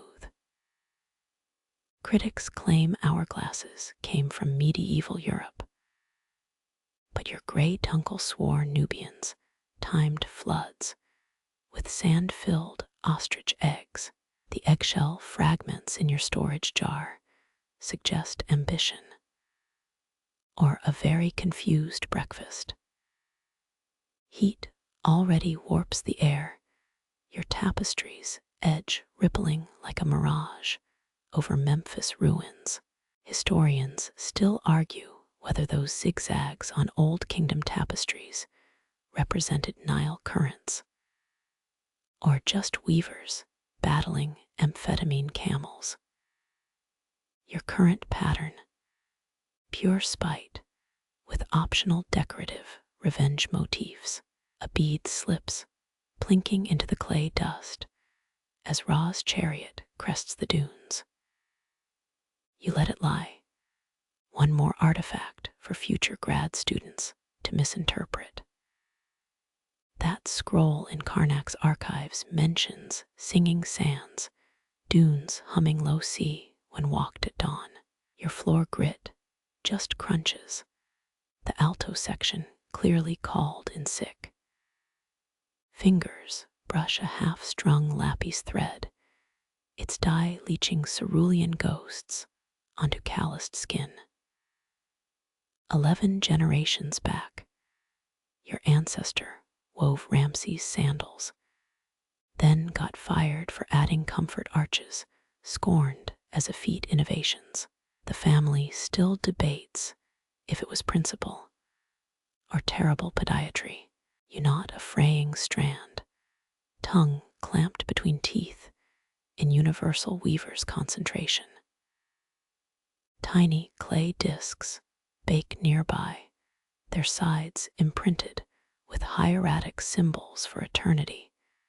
And please, don't crack this time. Museum tags call them ritual objects. But you know the truth. 3rd century performance anxiety, fired at 700 degrees. A bead's edge bites your thumb, drawing blood that pearls dark as wine from Mare's vineyards. Wiping it on your hem, you add sacrificial offerings to the tapestry's growing list of unintended themes. Scholars found linen bandages in tombs with beer stains. Proof even mummies needed a drink after dealing with stress knots. The loom creaks, its wooden joints complaining louder than a scribe with papyrus rash. You adjust the tension, muscle memory syncing with rhythms older than the Sphinx's last nose job. That fringe theory about weavers inventing geometry, circles from spindle whorls, triangles from reed looms, regrets from realizing it still won't make the stripes straight. Sunlight floods the room, transforming floating dust into a gold glitter storm worthy of Bess's worst disco nightmare. You squint, resolving to invent sunglasses 3 millennia early, right after inventing coffee, and reasons not to nap in the henna bin. A bead string snaps, onyx spheres cascading across the floor like a rodent king's misplaced crown jewels. You groan, the guttural timbre echoing artisans from here to Hierakonpolis who have faced similar betrayals. Dig sites found loom weights carved with curses. Turns out ancient Egyptian blue language wasn't all funerary poetry. New thread hisses through your teeth, flavored with yesterday's garlic and existential despair. Overhead, a vulture circles, either an ominous omen or the world's worst sewing inspiration. That mural in Dendera shows a goddess weaving fate, her smug smile suggesting she's never had to fix a dropped stitch mid-hymn. Sweat drips onto unfired clay, etching tiny canyons into what should have been Imhotep's dinner plates. You blurrily reshape the mess into abstract river deltas, a phrase that's kakada, inus for screwed up, but charging extra. The Book of the Dead mentions linen smoother than Hather's hair, but neglects to list blisters as a sacred initiation. Midday wind howls through reed walls, scattering bead trays, and any lingering delusions of productivity. You anchor papers with a scarab paperweight, its carved wings rattling like a debate club, watching you ignore all sane deadlines. X-rays revealed Senate game boards carved into temple looms, because nothing says devotion like gambling during altar cloth commissions. Shadows shrink, the sun hammering down with the subtlety of a war elephant in a lotus patch. Your needle hand cramps, forming a claw that frightened Sobek back into his swamp. They say Alexander's shroud took 300 weavers 7 moons. a timeline that explains why his successors all drank like crocodiles. A bead cracks in the kiln, its pop followed by 30 seconds of muttered profanity and 5 of philosophical resignation. You label the fragments deconstructed eternity, ready for the trendsetters in Alexandria's patrician lofts. Carbon dating proved some pharaonic banners were patched with Roman fabric, historical layers, or thrifty monarchs. The debate funds entire symposiums. Fingers slow, caressing a finished swatch that's part masterpiece, part cautionary tale about all-nighters under alabaster lamps. The desert still holds its breath, even as merchants' shouts drift from the river. Tomorrow's work waits. But here, now, you let time pool like indigo in a dyer's vat, each imperfect bead a second drowned in honeyed light. Dust cakes your nails as you knead the clay, a batch mixed with ash from last week's bread oven.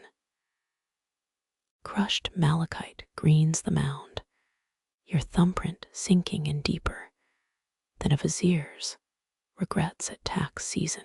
Terracotta shards litter the floor, lion heads half-formed, their manets curling like desert whirlwinds frozen mid-spin. You pinch a snarl onto the latest guardian's muzzle. Museum exhibits call these apotropaic figures fancy talk for scarecrow gods. 5 dig sites near Dongola found them buried under thresholds. Clay sentinels warding off everything from sandstorms to in-laws. Historians still argue whether their paws held real weapons or just symbolic date palm fronds for passive-aggressive defense. The kiln's heat licks your shins, its breath reviving memories of childhood burns and your mother's 3-page lecture on safe firing. Glaze bubbles, transforming ochre mud into something that make even Thutmose I nod approval.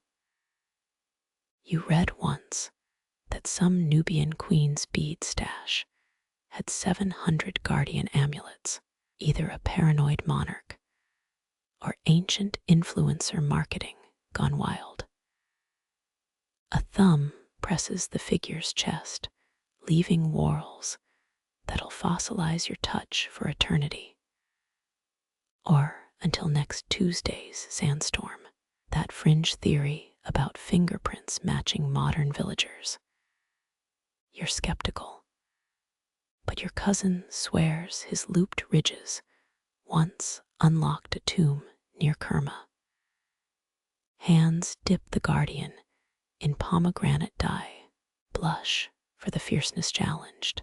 Wood crackles inside the kiln.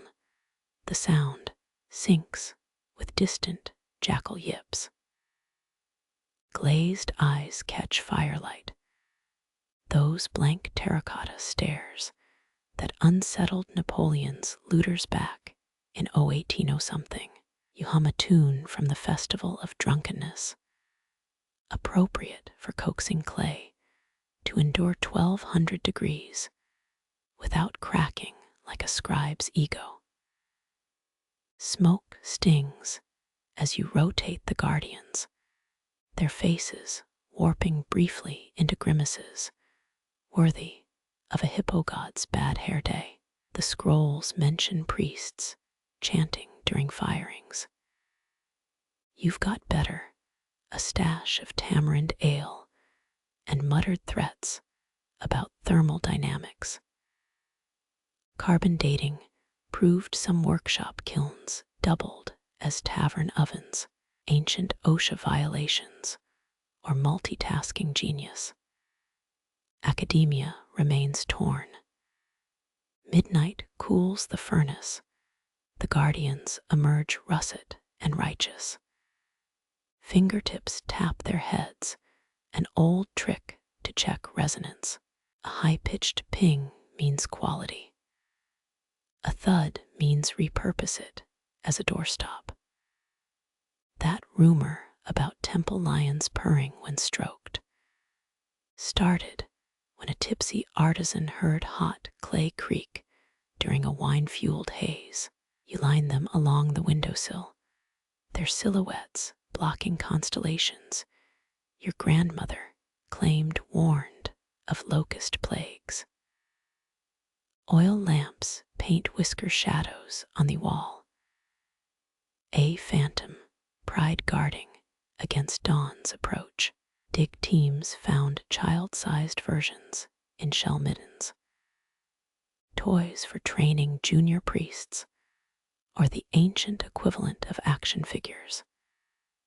Dust motes settle on the smallest guardian, its lopsided ears giving it a rakish charm. You chip excess glaze with a lapis blade, same cobalt as the dye staining your heel. Scholars recently deciphered a merchant's ledger, complaining about overly emotive guardian orders. Turns out 3rd century BCE customers had strong opinions about terracotta side-eye. Cool clay stings your palm as you pack the figurines. Their weight feels familiar, like the heft of your brother's firstborn when he shoved diaper duty onto you. Sunrise gilds the smallest lion's fangs, transforming your flawed craft into something bordering on holy. Workshop garbage pits overflow with rejects. But here, now, each thumb-smudged beast drinks the light, ready to snarl at whatever shadows tomorrow brings. The horizon blears under your needle's thirsty, jab savanna golds, and indigo threads, swallowing each dusk since sunrise.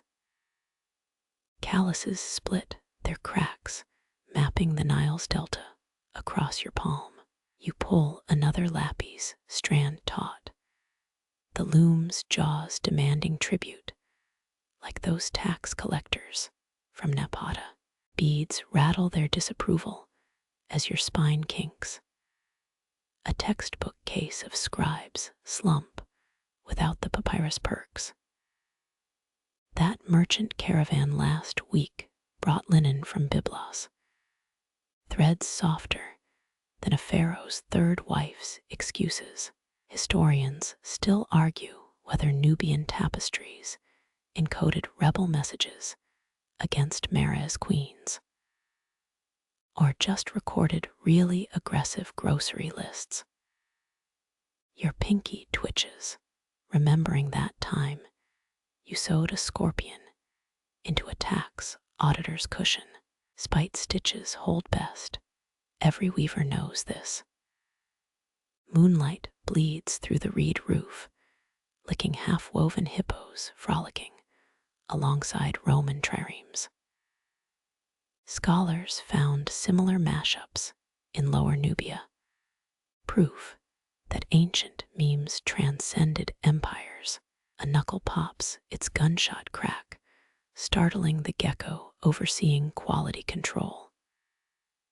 You suck blood from a needle stick, ferrous tang, blending with tamarind paste, still on your tongue. That fringe theory about weavers using saliva to dye threads. Your great aunts' peach-hued headscarves suggest yes. Dawn's first blade cuts the eastern dunes. Your tapestry stretches like the Sahel in dry season. 10,000 knots since midnight, each one a prisoner of the loom's relentless grammar. Yet the pattern demands more, your needle diving again into indigo depths where ambition drowns. Cool wind snakes through your shift, carrying whispers from that burial shroud you repaired last flood season. Cotton outlasts flesh, outlasts empires, outlasts even the Nile's fickle affections. Your blisters pulse, keeping time with the carotid rhythm of a bloodline bound to thread. Fingers stall mid-stitch, suddenly aware of the abyss between what's woven and what the warp wants. Dig sites found tapestries burned during Mara's fall. Had the flames purged secrets or set them free? The needle quivers, hungry, always hungry, this beast of wood and ambition. You spit on the shuttle, old trick, to tame rebellious fibers. The action mirrors temple carvings at Naka. If those reliefs showed crafters flipping off hieroglyphic directions, a jackal wails its cry, stretching the night tighter than your most knotted thread. Starlight dies as the tapestry consumes another hour, another yard, another sliver of your mortal coil. Hands shake, the same tremor found in 83-year-old Kebai's, weaving before the sands took her. But the loom, cruelest of immortal lovers, demands you bleed just one more row into existence. Your needle hesitates, hovering between lapis and carnelian, as the air thickens with ghosts.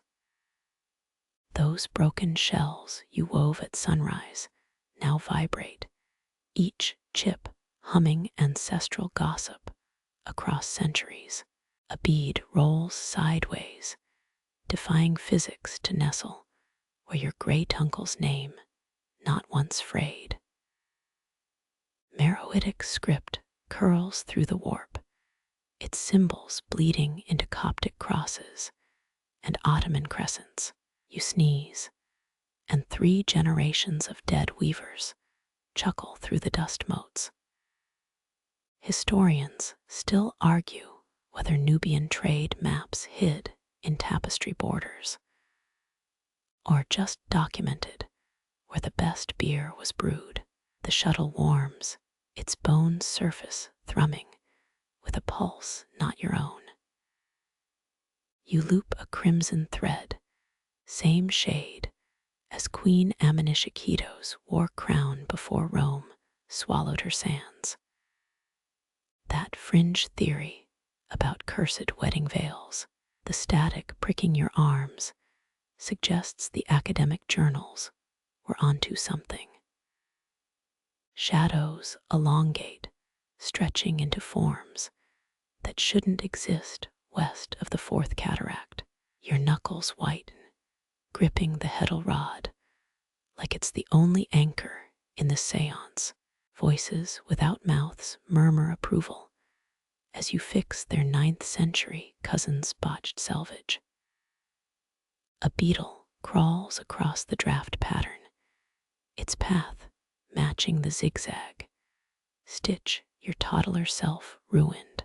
You flick it aside, only to find it reappear secured with perfect turkey knots. The dead adore practical jokes. Ask anyone who's accidentally woven their grandmother's critique into a rug's border. Coolness licks your nape. Someone's playing with the reed chime above your left shoulder. You don't turn. Last week, that mistake cost you 17 snapped threads and a lecture in old Nubian about respect. Instead, you knot faster, tying faience beads where the air smells of myrrh and something like approval. Moonlight catches a strand, revealing imprints of fingerprints not erased by the kiln's fire.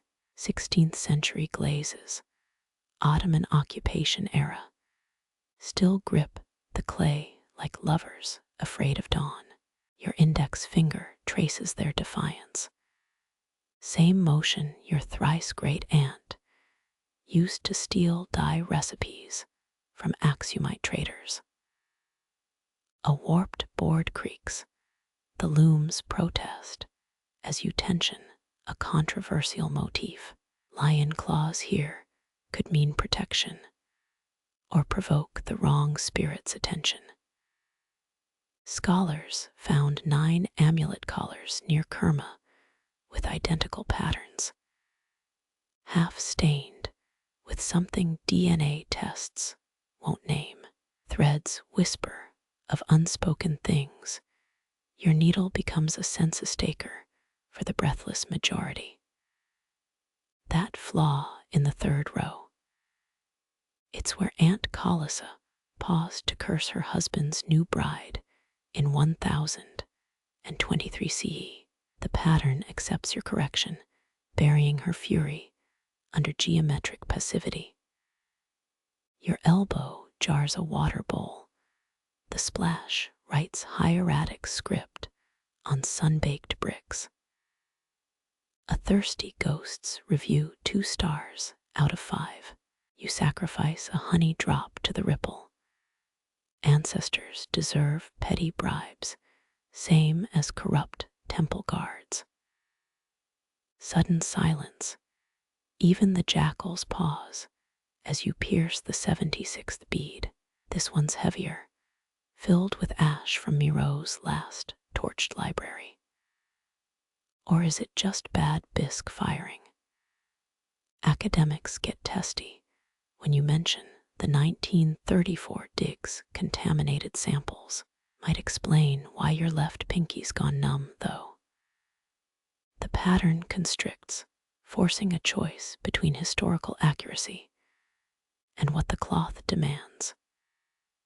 You split the difference, weaving meroitic dragons alongside Coptic saints in a heresy that get both sides sword happy. Let future scholars rage.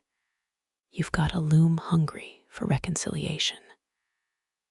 Dawn arrives, not with light, but with the taste of silt on the breeze.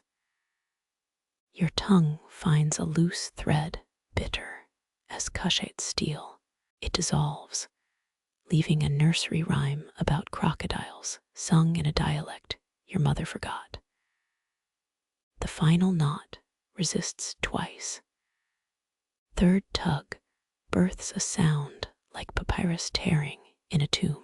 You exhale and realize you've been breathing in sync with the long-dead woman teaching your lungs this rhythm. Her satisfaction warms the wool draped across your knees. Yesterday's chill already forgotten. Needle down, eyes closed, the tapestry thrums, alive with arguments, trade deals, and bedtime stories from dynasties that outlived their stone biographies. You smile, threading one last bead where the warp shows teeth. Let it bite. Tomorrow's scholars can argue whether this is art or ambulance. Your fingers move, not yours anymore, dancing the Nile's ancient 2-step. Calloused pads skim hemp strings, echoing river waves that birthed black soil empires. Historians tally pharaohs. But your hands recite the real chronicle, knots counting seasons like flooded silt layers. The shuttle sways, its weighted end clinking with a charm your great-grandma stole from a Luxor jeweler. They say 3rd dynasty. Weavers hid tiny Bess figurines in their tools, warding off dropped stitches and envious gods.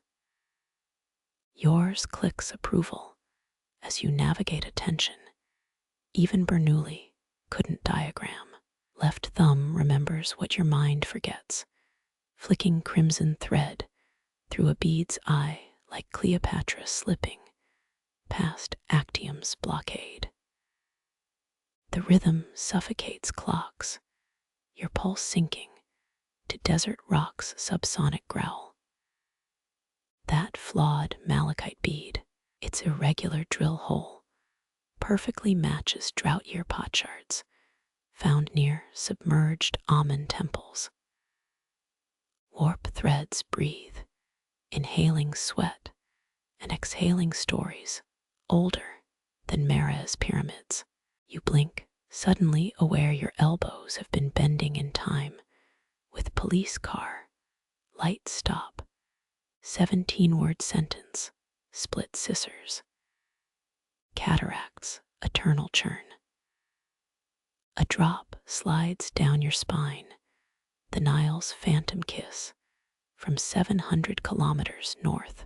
3 generations of splinters press into your palm from the heddle rod, family tree sap turned battlefield. Your pinky twitches, recreating the exact tremor scribes described in Queen Ameneter's death poem. Scholars still debate whether that quiver signaled grief or triumph at outliving her 5th husband. The reed floor bites your soles, same grooves that wore down your mother's arches. You pivot, avoiding the loose brick where Uncle Habiba buried his wife's dowry silver. Mice ate the leather pouch centuries ago, but the dirt remembers the weight of 12 stolen Maria Teresa thalers. Static crackles through linen threads, though the air's drier than Set's withered heart. Your nape hairs rise, some pharaoh's curse, or bad weaving karma. Neither. Police car, light stop, 18 words achieved. Continue white, heavy check mark. Just great Aunt Nadira's ghost testing boundaries again. She always hated your selvedge tension. Fingernails collect ochre dust, Pleistocene riverbed pigment, still staining this valley's DNA. You scratch and itch, leaving accidental hieratic symbols scholars would murder to authenticate. The pattern forgives, absorbing your modern squiggles into Middle Kingdom textile grammar. Shadows stretch, morphing into shapes the British Museum would classify as ritual implements of uncertain purpose. You snort. That ceremonial dagger looks suspiciously like your cousin's failed attempt at a date-shaped pastry cutter. Still, your needle veers left, avoiding the dark patch smelling of myrrh and bad decisions. A bead winks, its turquoise glaze surviving 18th dynasty humidity, better than your phone did last flood season. Your fingers dip, recreating the spiral thutmose III's royal weavers used to map Sirius's helical rising. Or maybe it's just pretty. Archaeologists get cranky when you suggest ancients valued aesthetics over astronomy. The loom creaks its vespers, cedarwood singing of Lebanon's vanished giants. You counter with a click 3 rhythm perfected when Napata's traders first swapped ivory for Aegean tin. One section complete, 8,342 beads since moonrise. Not that you're counting, the blisters under your thumb do that. Wind sneaks through the bricks, bringing Cushate whispers and neighbor Yusuf's radio static. You knot faster, burying Ghazali pop lyrics under Nubian diamond, twill. Let future restorers puzzle over Habibi, Yanur threads, in a pure meroitic revival piece. Muscle memory trumps intention, your hands executing patterns your eyes closed at 7 years old. The left one falters, that old scar from the incident with the angry spinning wheel. Right hand covers smoothly professional pride, outweighing childhood ghost stories about three-armed weaver demons. Dawn's first cough paints the eastern warp's gold. Your lungs burn too many hours breathing air thick with time's dander.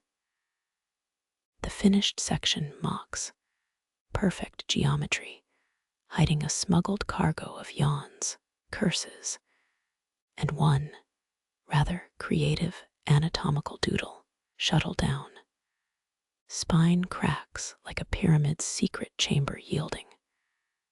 Somewhere, a Saharan dust devil spins counterclockwise in sympathy. You grin, threading dawn's light through the last bead's eye. Let the day begin. The loom's already humming lunchtime's ululations. Your needle hesitates, hovering over a knot that isn't in the pattern. The hemp twitches, begging to swallow tonight's first secret. You oblige, twirling the thread into a lover's knot so tight it hums. Fourth dynasty brides wore these in their hair, silent vows against bronze mirrors and jealous sisters. A mosquito's buzz becomes your witness, its proboscis tracing hieroglyphs in your sweat. Left thumb flicks, burying a strand of your cousin's wedding braid into the weave. His third marriage, but who's counting? The beads snicker, carnelian spheres rolling like dice from some long-lost board game. Historians still argue whether Senate pieces found in Tutankhamun's tomb were gaming tokens or tools for navigating Juet's treacherous rivers. You twirl the shuttle, pretending not to notice its shadow forms, ankh shapes on the wall. Double helix patterns emerge, mocking your high school biology teacher's claim that DNA was discovered in 1953. Your great aunt's voice rasps through memory. Every proper Nubian twist holds 7 generations' breath. The warp threads agree, snapping into alignment like soldiers hearing Ramses' war horn. That odd lump under the third chord, just Uncle Mahmoud's fossilized date pit from 1958. Family legend says it brings fertility, though his 6 ex-wives might disagree. Fingers dip into the scent jar, cinnamon oil staining calluses that'll outlive you. Archaeologists found similar residue in Amarna workshop ruins, still debating if it was ritual or just early OSHA compliance. You smirk, dabbing leftover resin where the pattern demands blood. 18th dynasty. Tax records mention weavers sneaking love notes into royal tapestries. Courtiers paid triple to accidentally drop them in pharaohs' chambers. A bead cracks, its fracture mirroring the fault line under your childhood home. You patch the flaw with ibis down glue, technique unchanged since Cleopatra's sailmakers mended warship canvas. The repair puckers, perfect imitation of your first kiss behind the souk. Let future scholars agonize over whether that wrinkle symbolizes Nile floods or teenage desperation. Moonlight bleeds through roof cracks, transforming your workbench into a cartographer's dream. Each knot becomes an oasis, each tassel a caravan route swallowed by dunes. Your pinky traces phantom rivers, recreating the Nile's bend before the Aswan Dam stole its curves. That sticky patch near the selvage, just honey from the comb your toddler niece gifted the loom last Tuesday. The Rattle creaks, its rhythm syncopating with bullfrogs in the irrigation ditch. You hum along, an off-key rendition of that Gagra song stuck in your head since Ramadan. Cotton drinks the melody, vibrations weaving themselves into fibers future carbon daters will call acoustically enhanced textile technology. Take that, British Museum labels. Dawn's first rooster crow unravels your focus. A misplaced bead winks up rebellious as Akhenaten's sun disk heresy. You let it stay, secretly admiring its defiance. 50 years from now, some grad student will write a thesis on this deliberate cosmological disruption. The truth, your eyesight's going. But why spoil a good mystery? Fingernails scrape away sleep, grit, microscopic fragments joining, dust from Ramesses' laborers. Your shoulders knot, mimicking the tension, patterns in Sobek-shaped temple reliefs. The work grows heavier, each row infused with things unsaid to your father before the jackals took him. Cloth becomes confession, textile as funeral shroud and birthday card and slammed door. Heat builds your nape saltier than Siwa's lakes. A drop hits the warp, exploding into a map of vanished oases. You weave through the stain, letting apricot threads swallow the evidence. Historians adore climate change debates, but your sweat archives what pH-balanced labs never could. Shuttle falters, hung up on a snag only heartache creates. You breathe through it, channeling temple dancers who turned votive pain into something beautiful. 6 twists later, the obstruction becomes a raised motif resembling Hather's curls. Perfection's overrated. When Cambridge curators lecture about primitive irregularities, you'll be dust, laughing 6 feet under. Last knot tightens, securing tonight's secrets between cobalt threads. Somewhere north, a felucca captain's radio plays pharaohs as Nile water licks his hull. Your fingers unclench, releasing a symphony of cracks that echo in unexcavated Theban tombs. The cloth sighs, heavy with stolen moments, and lies too graceful to condemn. Tomorrow's light will bleach its surface, but the shadows between threads, those are yours forever. The loom exhales. Hemp strings slacken like old muscles after a 20-year march. You lean back, wooden crossbeams whispering secrets only furniture from the old kingdom understands. Your knees crack a duet with the frame ancient acoustics Ptolemy himself might have analyzed. That faint musk, not your sweat, centuries of flax pollen trapped in the timber's marrow. Palms hover above finished cloth, heat radiating like bread from Zahi Hawass Instagram oven. Threads settle their tension, easing into the relaxed slouch of a Saqqara scribe after beer rations. You trace the selvage, fingertips reading braille messages left by warp-weighted looms at Tel Edfu.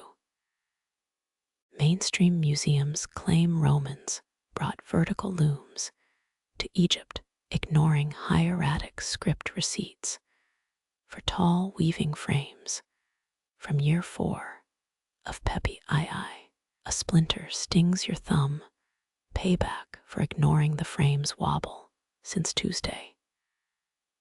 You suck the wound, tasting iron and ghostly cedar, resin from Phoenician traders. The reparal wait. Everything waits here. Even mice freeze mid-scurry when your shuttle flies. Historians still argue whether those 4th century Coptic tunics found near Fayum were liturgical garments, or rave, wear for Dionysian festivals turned pious. Moonlight polishes the heddle bar, transforming beetle scars into a star chart even Nefertari might have navigated. Your elbow knocks the bobbin basket, spilling bone needles across dirt harder than Set's heart. One rolls under the stool, joining 17 others lost since the Nixon administration. Count them every winter solstice, like some textile accountant's deranged advent calendar. Breath fogs the reed hook, your reflection warping into a Menem hat. Eyes, paranoid stare on his Sphinx lion hybrid statue. Would he approve? Hard to say. Middle Kingdom quality control standards were notoriously brutal. You flick a clay bead into the offering bowl, its clatter echoing lawsuits against dodgy New Kingdom linen merchants. Plus saw change. Wind sneaks through the thatch, fluttering unused threads into Anubis cobra-like strikes. Your big toe recoils, still bearing the scar from last month's rogue warp attack.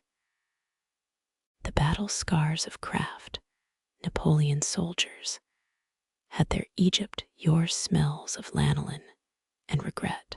A donkey braced 3 villages over Sightgaber for generations of insomniac weavers. You answer with a yawn stretching vertebrae that crack louder than Carter's team opening Tut's shrine. Left palm finds the tension box, its grooves memorized deeper than your mother's voice. 9 crescent moons mark repairs, each matching a sibling's failed attempt to help. The 10th notch, that's tonight. Blood blisters pulse, living rubies set in flesh-tone gold. You grin, knowing Cleopatra's coal recipe included fermented date palm sap. Perhaps pomp and petroleum jelly share common ancestry. Lint drifts upward, imitating the bawbird's soul flight from that cheap papyrus bookmark. Swatting's useless. Resignation tastes like third market honey, too gritty for prestige, but sweet enough. Your neck cricks towards finished work, the tapestry lying there, smug as a Memphis merchant, with Nubian gold stashed in false amphory. Blurred vision softens harsh lines, transforming weaving defects into intentional abstract flourishes. Cubism before Picasso. Your ancestors smirk from Jewet's shadowy cafes. A loose thread sways, hypnotic as temple sistrums during bastet festivals. You follow its dance, tranced, until dawn's first taxi horn shatters the spell. Cool air sweeps in carrying the neighbor's radio broadcast about recycled papyrus yoga mats. Your spine groans dissent, forehead pressing into cloth that smells of indigo and poor life choices. The textile absorbs tears freely, no judgment from something that's been stepped on by donkeys and scholars alike.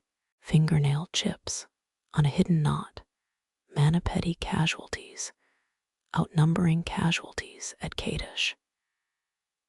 You inspect the damage, half expecting to see Hatshepsut's seal stamped in keratin.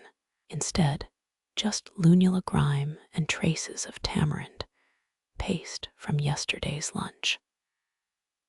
The loom creaks, admonishment, timekeeper more rigid than Rames's alabaster dinner plates.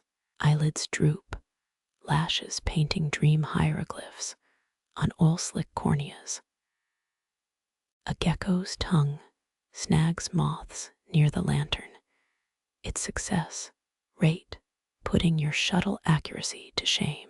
You chuck a carnelian bead at the wall, missing by lengths that make Horus missing eye look precise. Defeat tastes familiar, like British Museum gift shop chamomile.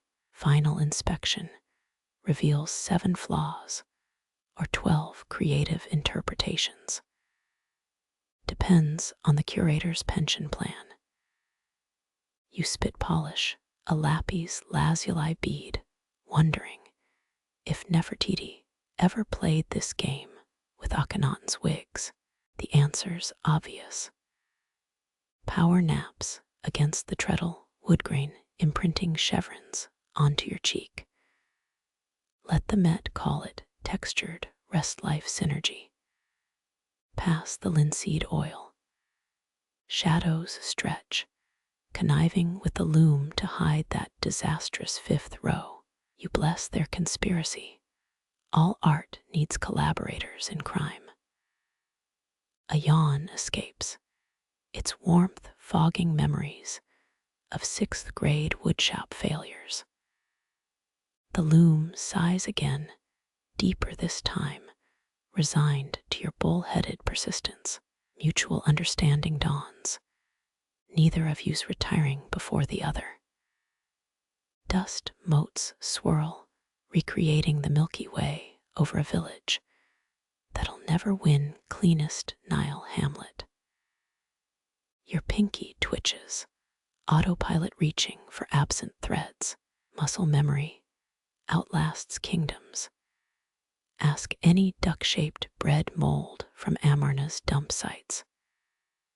Footsteps approach outside, probably Auntie Yasmin, with just one urgent belt commission. You freeze, praying to Thoth. She mistakes your silence for rapturous weaving focus. The night stretches taut as wet linen drying in a sandstorm. Somewhere a crocodile bellows. Somewhere closer your will to live falters, but the loom waits patient as pyramid stones for hands destined to turn breath into being. Your pulse quickens. Auntie Yasmin's shadow pauses at the threshold. Seconds ooze like molten resin. Then her sandals slap away towards less stubborn artisans. Relief tastes of tamarind candy stolen beneath childhood market stalls. You unclench, fingers resuming their dance across threads that mimic caravan ruts from Thebes to Berenice. A knot resists your needles, nudge unearths terracotta shards buried in memory's silt. 12 years old again, riding beside father through cargo oasis dunes. His camel's bell clanked like a drunken coppersmith, each jostle spilling myrrh resin onto sands now vanished under modern parking lots. Mainstream guidebooks rave about frankincense trail merchants, never mentioning those who hauled obsidian amulets in donkey scrotum pouches.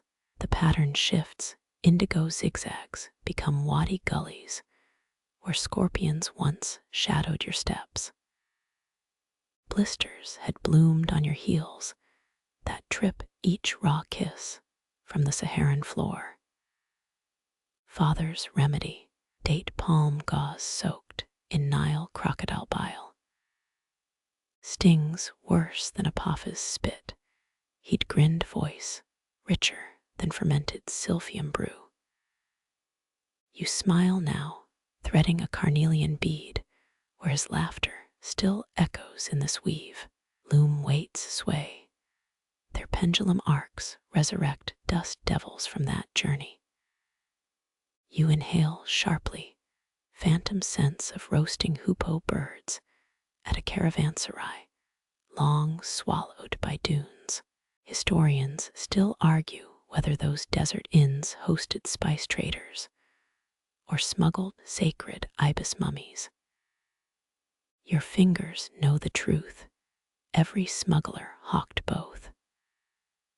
A dropped spindle rolls southeast, following the same path as Ptolemy's lost tax collectors.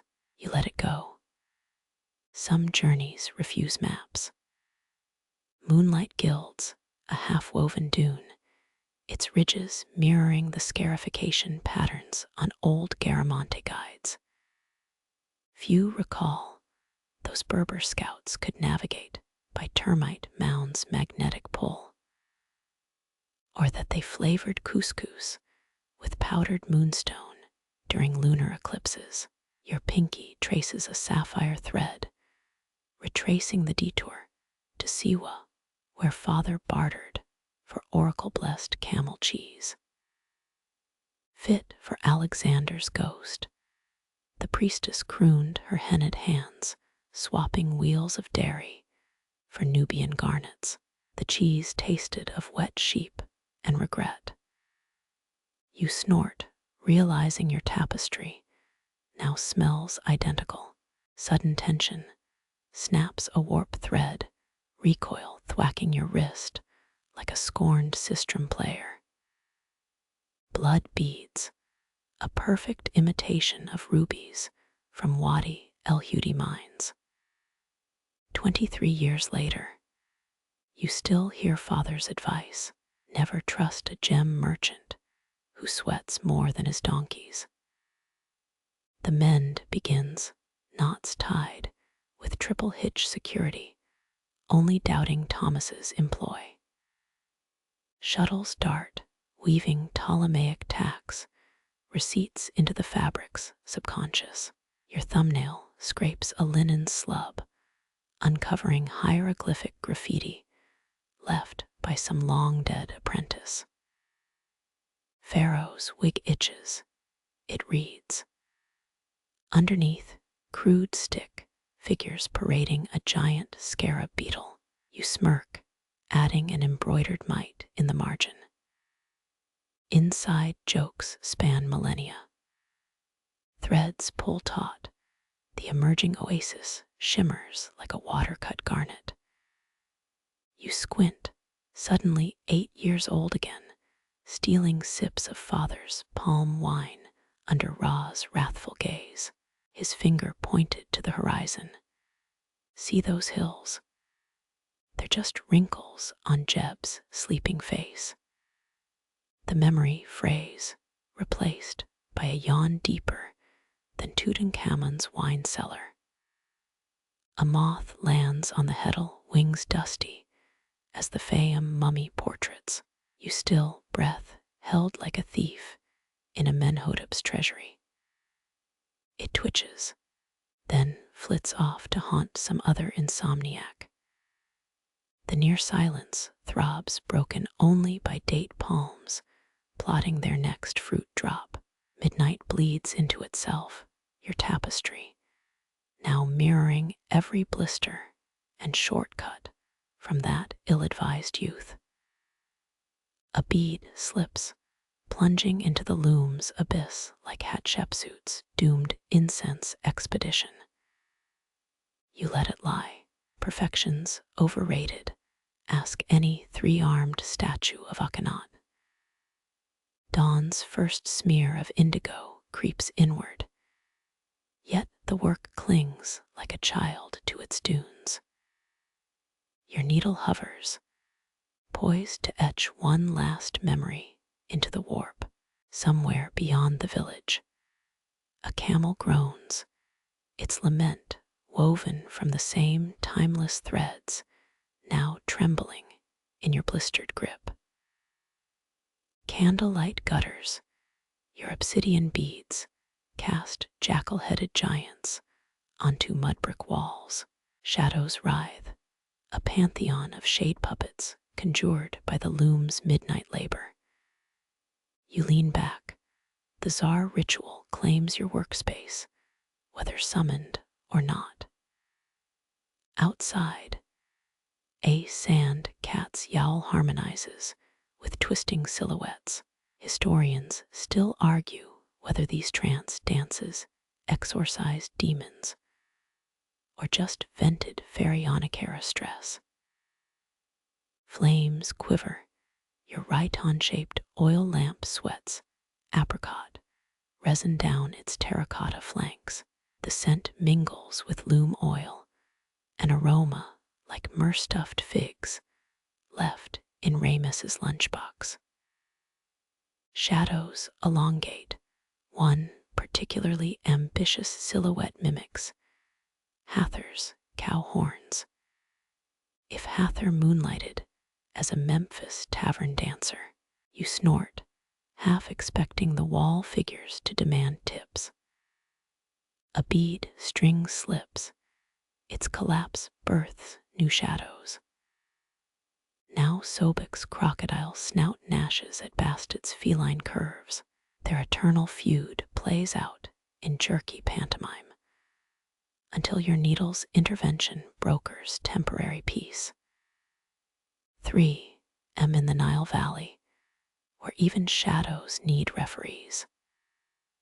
The czar rhythms deepen, loom weights click like ritual sistrums. Your forearm brushes a clay bead, still warm from daytime heat. Its shadow blooms, a lotus flower swallowing Toweret's hippo form hole. You freeze, recalling Nubian weavers' tales about midnight patterns predicting harvest fortunes. That's one record you won't be checking. Last season's barley yield still stings like a scorpion in your sandal. Wind sneaks through the window. The candle nearly sputters out. Shadows leap ceilingward. Suddenly Anubis weighs your heart against the feather of Mad. Your actual heart hammers until realizing it's just the scarf rack's silhouette. Cool relief washes over you, saltier than Lake Meroitic in high summer. A mosquito winds past. Its shadow joins the dance as a miniature pestilence god. You swat without looking, technique perfected during Cleopatra's infamous swamp palace renovation projects. The corpse drifts onto your tapestry, adding authentic Nile Delta ambience. 20 years from now, scholars will debate whether that brown smear symbolizes Seth's betrayal or just bad housekeeping. Firelight catches a cobalt bead, projecting indigo jackals onto the storage jars. Their howls freeze mid-yowl as you rethread the heddle. Every weaver knows midnight's the witching hour for warp tension, when threads either find enlightenment or snap like a vizier's patience. Shadows blend your hands' movements, now puppeteer hybrid creatures. A falcon-headed serpent undulates across the wall, its silhouette part Hittite battle standard, part drunken scribe's doodle. You grin, whispering the old Alexandrian joke. What's the difference between a hieroglyph and a hangover? One's a sacred symbol, the other's what happens after sacred wine. The cold nibbles your ankles, a reminder that even desert nights pack winter's bite. You shift, knocking over a pot of fermented tamarind glue. Rivulets ooze across the worktable, mocking the Nile's annual inundation in miniature. Cleanup's tomorrow's problem, or possibly next week's. judging by that cobweb-choked corner. Candle wax pools, forming a miniature sarcophagus for the mosquito carcass. Its shadow stretches royal cartouche proportions, a fitting tomb for something that dined on pharaohs and peasants alike. You lean closer, inhaling the arrested smoke of a dozen midnight frustrations. Ritual purification via beeswax fumes. Another technique they don't teach at the Cairo Weaving Academy.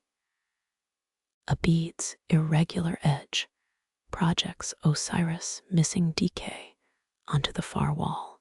Heat floods your cheeks, thankful the ancients never mastered electricity. First rule of sacred crafts. The gods have senses of humor sharper than obsidian blades. The ritual peaks, shadows, now a chaotic swarm of gods, beasts, and your half-finished dinner roll.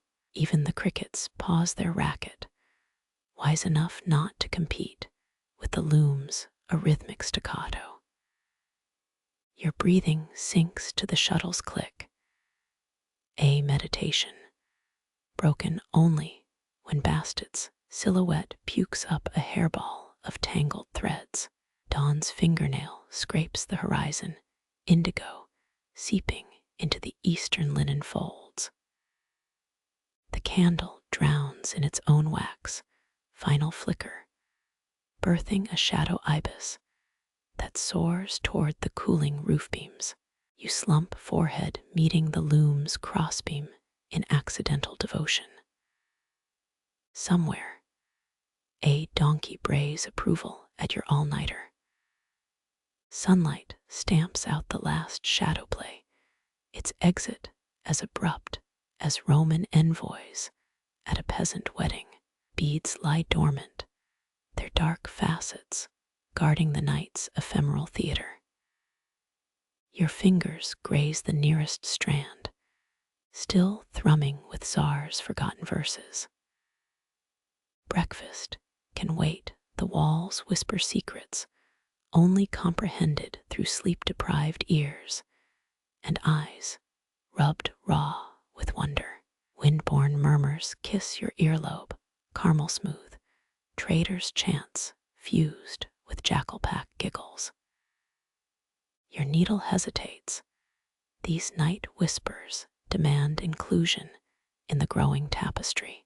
A desert lullaby unravels, its melody older than Carthage's drowned harbors.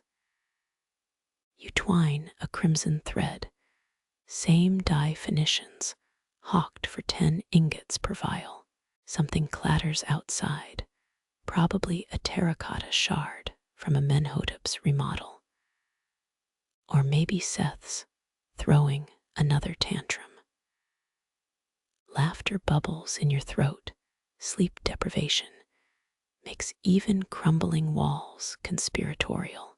A lover's stifled gasp echoes, their tryst hidden behind barley sacks 2 houses down. The sound braids itself into your weft, a sonic souvenir for future archaeologists to misconstrue. Shadows stretch, dawn's 2 bright fingers paw at your sacred grogginess. A bead slips its trajectory, plotting the Nile's annual inundation across your work table. You rescue it absently, muscle memory, outlasting rational thought. Historians still argue whether Alexandria's last weavers used lunar cycles or hangover severity to gauge thread tension. Your pinky snags a knot, creator and destroyer, in one arthritic digit.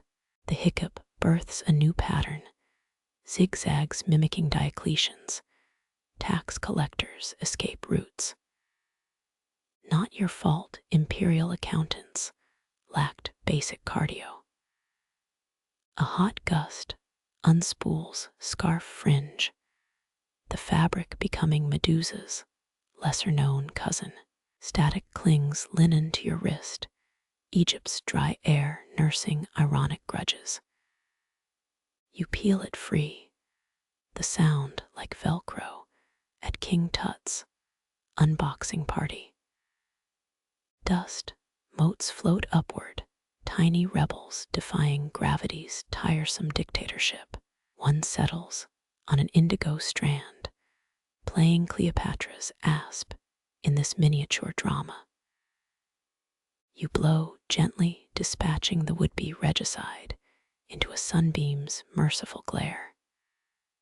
The loom creaks, a basso profundo counterpoint to your shuttle's soprano clicks.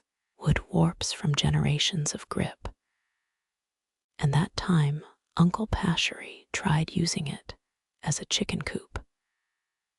Family legends stick like Nile silt, irritating, yet weirdly fertile.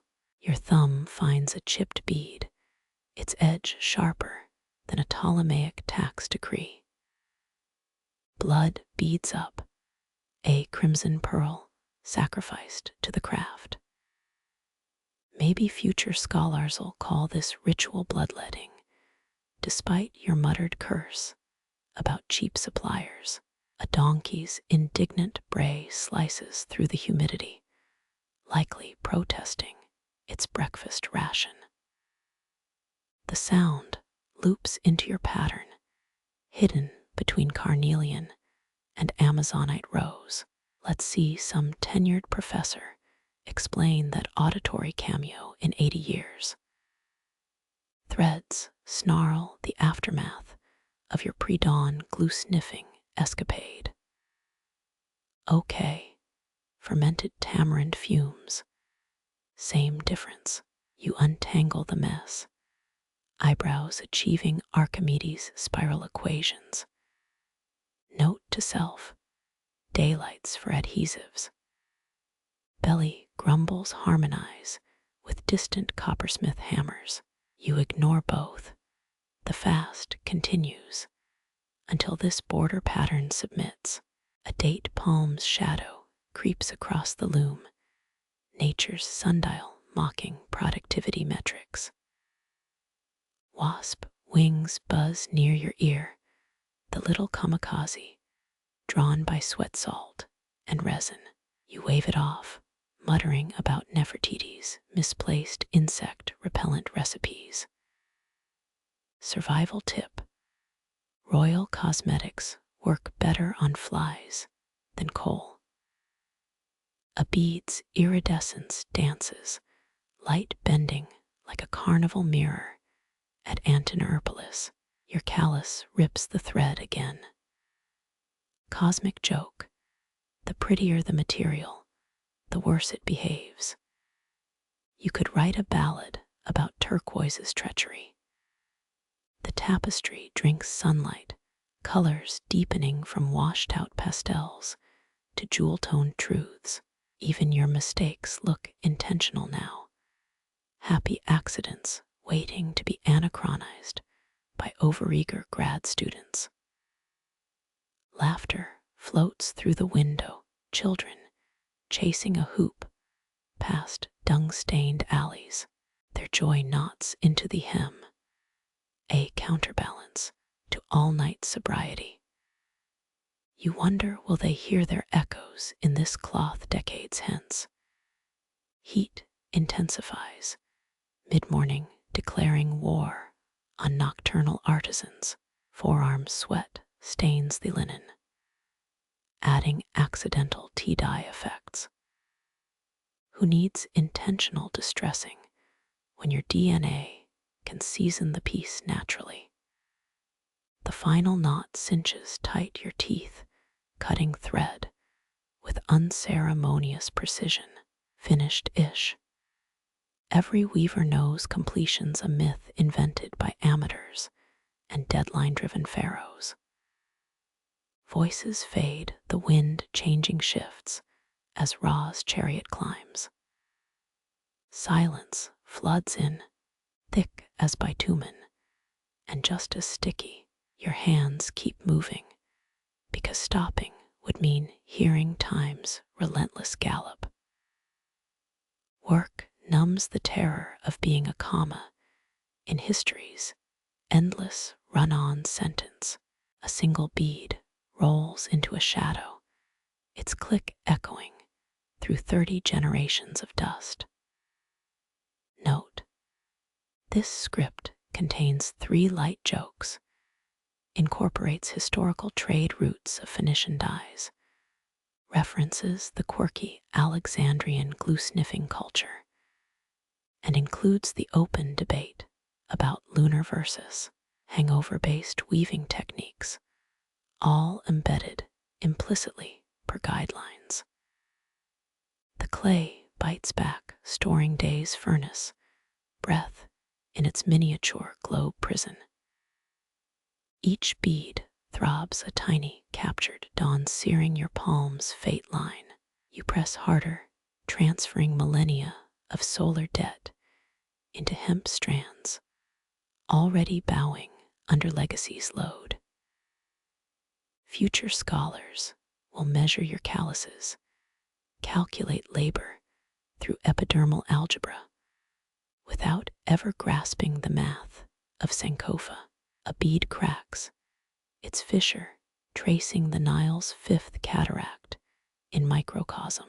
This one held 12 hours of unrelenting radiance, now just gritty powder clinging to lunar-stained threads.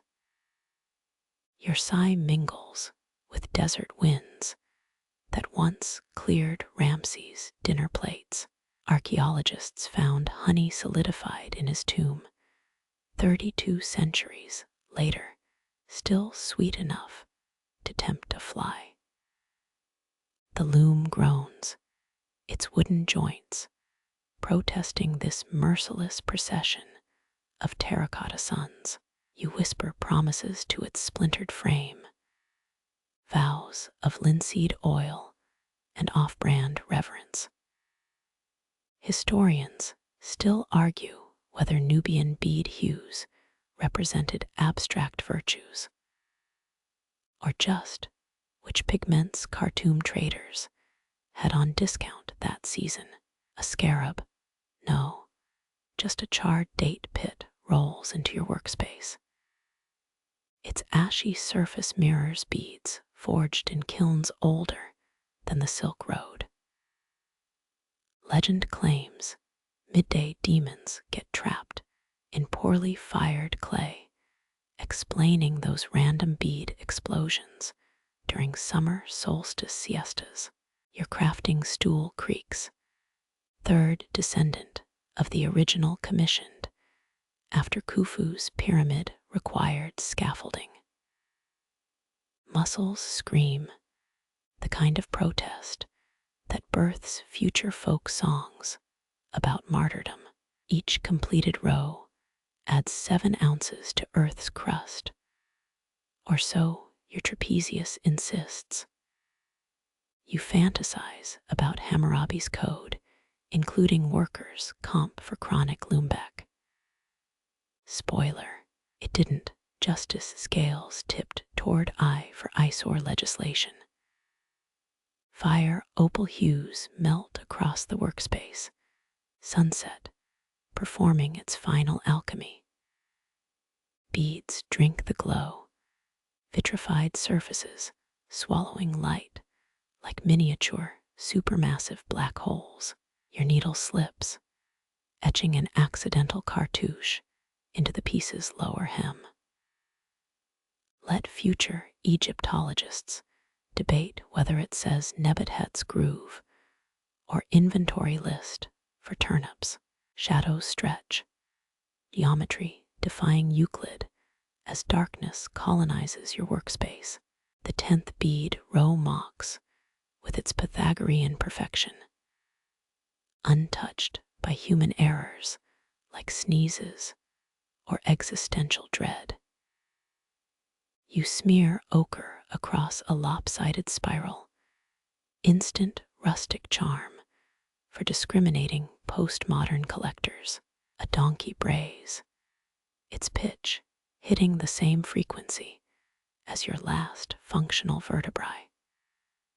The sound lingers in the loom's warp like an oral fossil. You wonder, will anthropologists assume this weave contains encrypted messages about interspecies labor negotiations? Coolness rises, night finally unsheathing its merciful blade against the day's throat. Heat lingers in the beads, stubborn as a mule tax collector auditing your ancestors' grave goods. Your fingers keep moving, each stitch a silent pact with every sun that ever burned. The last bead clicks into place, a sound duplicated 30,000 times since Senusrit Ii's reign. Its weight feels familiar, carrying the heft of all the dawns you'll never live to see. Your eyelids droop, each blink stretching longer than Hatshepsut's obelisks. Fingers keep weaving muscle memory, outlasting conscious thought like those mummy linens that cling to bone dust. Historians praise ancient preservation techniques, never mentioning how frankincense resin turns beard hairs into fossilized bristles. A laugh trickles through the loom.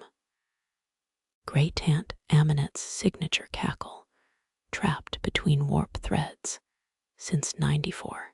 Scholars found 18th dynasty love poems scratched inside pyramid workers' barracks.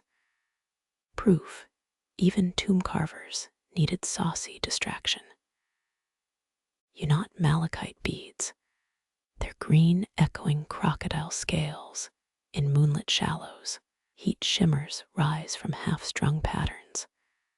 Mirage snakes dancing to the loom's creaking rhythm. Your neck protests. Or is that pharaoh, Amenhotep's mummy, complaining about amateur embalmers from beyond the grave? Rumor says his original linen wraps had lotus flower embroidery. Now just brittle fibers mocking museum display cases. Beads blur, turning into a Nile delta of twinkling infections. You fumble for the jackal-headed oil lamp, its snout dripping molten gold across the worktable. Archaeologists debate whether Anubis statues ward off demons or just scare toddlers into finishing their barley porridge. Threads twist, forming a love not identical to Cleopatra's last diadem before that asp spoiled the mood. Your pinky finger spasms, channeling some long-dead artisan who definitely needed better ergonomic training. Ancient medical papyri mention weavers' cramp remedies, mostly crocodile fat mixed with wishful thinking. Moonlight slices through palm fronds, projecting Anubis shadows that flicker dance across your tapestry in progress. The pattern warps, creating accidental hieroglyphs that roughly translate to nap imminent. You inhale linen dust, same particulate matter that's filled lungs since Imhotep designed the first pyramid. A bead falls, rolling toward the clay amphora holding your great-grandmother's ghost. Its hollow clink echoes Ramses II's war chariots, or maybe just the neighbor's goat knocking over water jars again. Your stool creaks the opening bars of the lament of the overworked scribe, a hit single in the 19th dynasty. Cool linen brushes your cheek, fabric so fine it makes Roman togas look like burlap sacks. Hands keep moving, tying off knots that'll outlast empires yet unborn. Historians still argue whether burial shrouds, intricate patterns held magic, or just gave mourners something pretty to stare at while waiting for the afterlife. The oil lamp sputters, casting last gasp shadows that mimic Bes, the dwarf god of sleep. You succumb, head dipping toward the tapestry as dreams rise like shadoof water. Fingers weave on, etching subconscious memories of ibis migrations into the warp. Dawn's first blush gilds the eastern threads, your own personal horizon, woven from stolen midnight hours.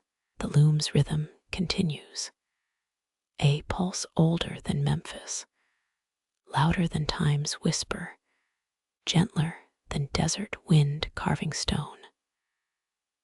Morning light licks across your workbench, ochre beads hiss, complaints about the sun's return. Crimson spheres hum, their vibrations matching priestess chants recorded on Karnak's crumbling walls. Indigo strands murmur secrets, the same midnight blues Cleopatra used to dye her warship sails. Though historians still argue whether those legendary purple hulls existed beyond poetic scrolls. A rogue beetle scurries over your knee, its iridescent shell adding accidental speckles to the color debate. True Egyptian blue required grinding sand, copper, and natron into radiant powder, a recipe lost when Rome sacked Alexandria's libraries. You press a turquoise shard, its edges whispering tales of Bedouin traders who called lapis lazuli, the sky's broken bones. Carnelian winks, a shade so vibrant it allegedly guided dead pharaohs through Juet's shadowy halls. Your needle hesitates over a cracked bead, its jagged mouth recounting how Persian invaders melted sacred amulets for arrowheads. Clay discs painted with Horus eye glare up, their protective glower softened by 3,000 years of fingerprints. Wind riffles through half-dried threads, sending terracotta orbs clacking like Babylonian market dice. One bead rolls sideways, its spiral pattern matching ritual tattoos found on Nubian warrior queen's mummified thighs. You trap it mid-escape, calluses meeting grooves worn smooth by long dead hands that also feared imperfection. Saffron-dyed linen yawns, stretching its golden throat across the loom's wooden teeth. The colors shift, verdigris greens waltzing with hematite grays in a dance inscribed on Memphis potter's wheels. Scholars decoded tax records from ostraca shards, never noticing your great uncle's inventory marks hiding in the margins. A bead of sweat plummets, missing the tapestry by a hairbreadth pharaohs would have called ill-omened. You swear in Coptic, a dead language that somehow still captures the agony of pricked fingertips. The offended bead retaliates, flashing a glyph that roughly translates to clumsy descendant of mud brick architects. Shadows stretch, their elongating fingers blending Tyrian purple with the dried blood red of Roman legionary cloaks. 5 beads fuse, forming a shape suspiciously resembling the dog star's hieratic symbol. Your breath hitches, wondering if Sothis herself winks through your clumsy mortal patterns. Linen drinks afternoon light, transforming into translucent parchment scored with chromatic runes. You squint, deciphering a message in rust-brown threads that smells suspiciously of myrrh and forged copper ingots. The warp threads croon a lullaby about hippofat lamps and the sleep they stole from scribes' weary eyes. A snail shell fragment mocks, its pearly whiteness clashing with earth-toned companions like a Greek merchant in a Nubian spice market. You bury it beneath onyx chips, quieting its Mediterranean arrogance with good African stone. Mud brick walls exhale their heat-trash breath, swirling pigment flecks into phantom cartouches above your head. Dust motes settle, each particle whispering names of forgotten gods who once guarded dyers' workshops. Your needle pirouettes, avoiding a bead painted with Set's chaotic sigil. Two amethysts collide, their clink echoing debates about whether Ptolemaic queens wore buhl-laced wigs or just giant hairpins shaped like obelisks. The tapestry inhales, sucking dusk's edge into its fiber-bound chronicle. Fingers tremble, stitching a final row with carnelian drops that mirror Mars' angry glare. Colors fuse, weaving a lexicon older than Babel, softer than papyrus, louder than war drums beneath the pyramids. Night arrives, its indigo tongue licking away the last coherent thought. Beads click-clack their epitaph for daylight, each sound a syllable in a language only sleeping weavers parse. You drift, lips forming silent replies to hues that outlive empires, tongues, and time itself. Stars wheel overhead, their ancient dance upstaged by your flickering oil lamp. The flame gulps air, casting bead shadows that mimic Alexandria's long-lost star maps. A carnelian winks red, Sothis sulking at being upstaged by terracotta and hemp. You rub coal-crusted eyes, scent of burnt castor oil conjuring Ptolemies, scribes whispering coordinates to drunk navigators. 3 onyx beads slide into alignment, their obsidian glare mirroring Orion's belt as painted in Dendera's zodiac temple. Historians still argue whether those ceiling charts guided farmers or just flattered priestly egos. Your needle stabs wild, accidentally recreating the Big Dipper's lopsided handle. A jackal howls its cry, fraying the night's edge like cheap linen. The loom creaks, its wooden joints groaning like Alexandrian scholars debating comet trajectories.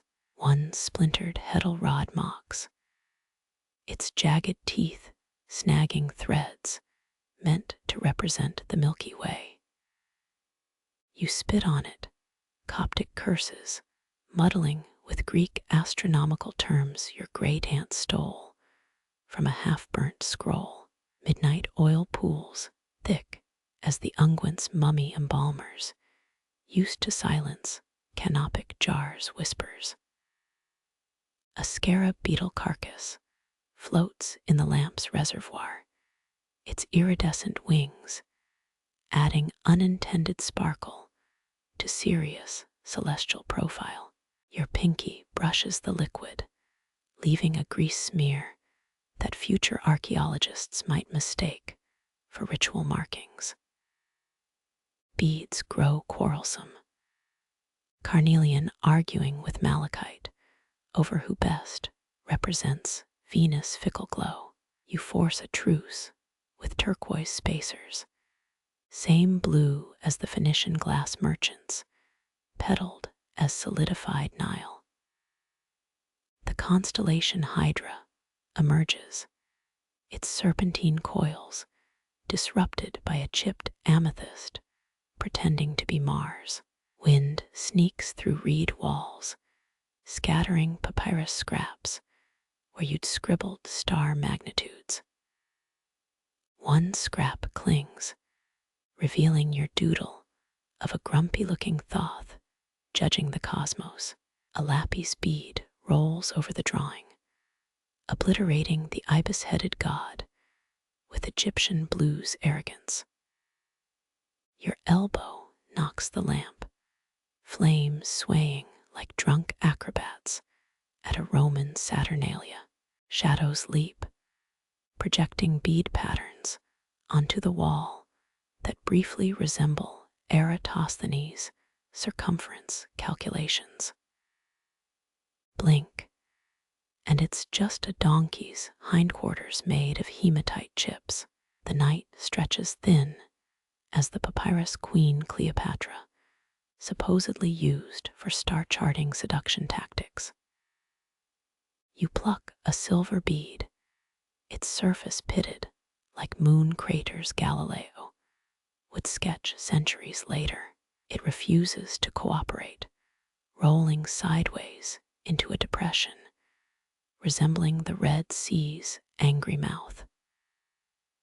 Fingers cramp knotting threads with the elegance of a camel attempting calligraphy.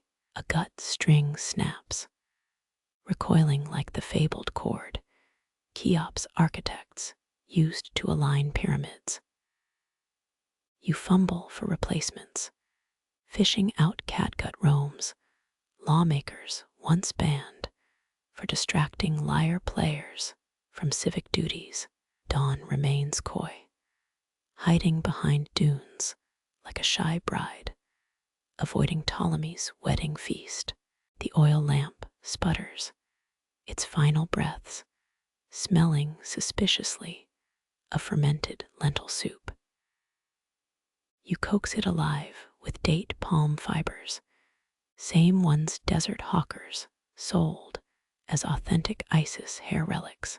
A bead pyramid collapses, scattering like stars ejected from mythic constellations. Your sigh stirs dust, swirling into shapes that mirror Archimedes' abortive attempt to calculate celestial orbits. Two cowrie shells click, their spiral grooves still holding salt from Carthaginian ships sunk off Meroitic's shore. The loom's rhythm falters, its heartbeat syncopated as Hypatia's unfinished equations. You hum, trying to reconstruct the melody crates of Malice supposedly sang while building his globe. The warps reject your tune, twisting into knots that would have given Eratosthenes hives. Eastward, the sky pales like over-scrubbed papyrus. Your needle balks, jabbing air where canopus should be. A bead of sweat falls, landing on the tapestry, with a splat that echoes Alexandrian water clock's dreary ticks. Roosters lie, their silence proof even birds respect the hour when worlds blur. You squint, pretending that smudge of indigo is Orion's jealous glare. The tapestry mocks, its half-finished expanse laughing like Euclid's lost treatise on comedic geometry. Moths kamikaze into the lamp, their wings crisp into scroll fragments at Herculaneum. You pluck one's carcass, ash smearing a perfect Fibonacci spiral on your thumb. The pattern dissolves, taking with it delusions of decoding tonight's starry nonsense.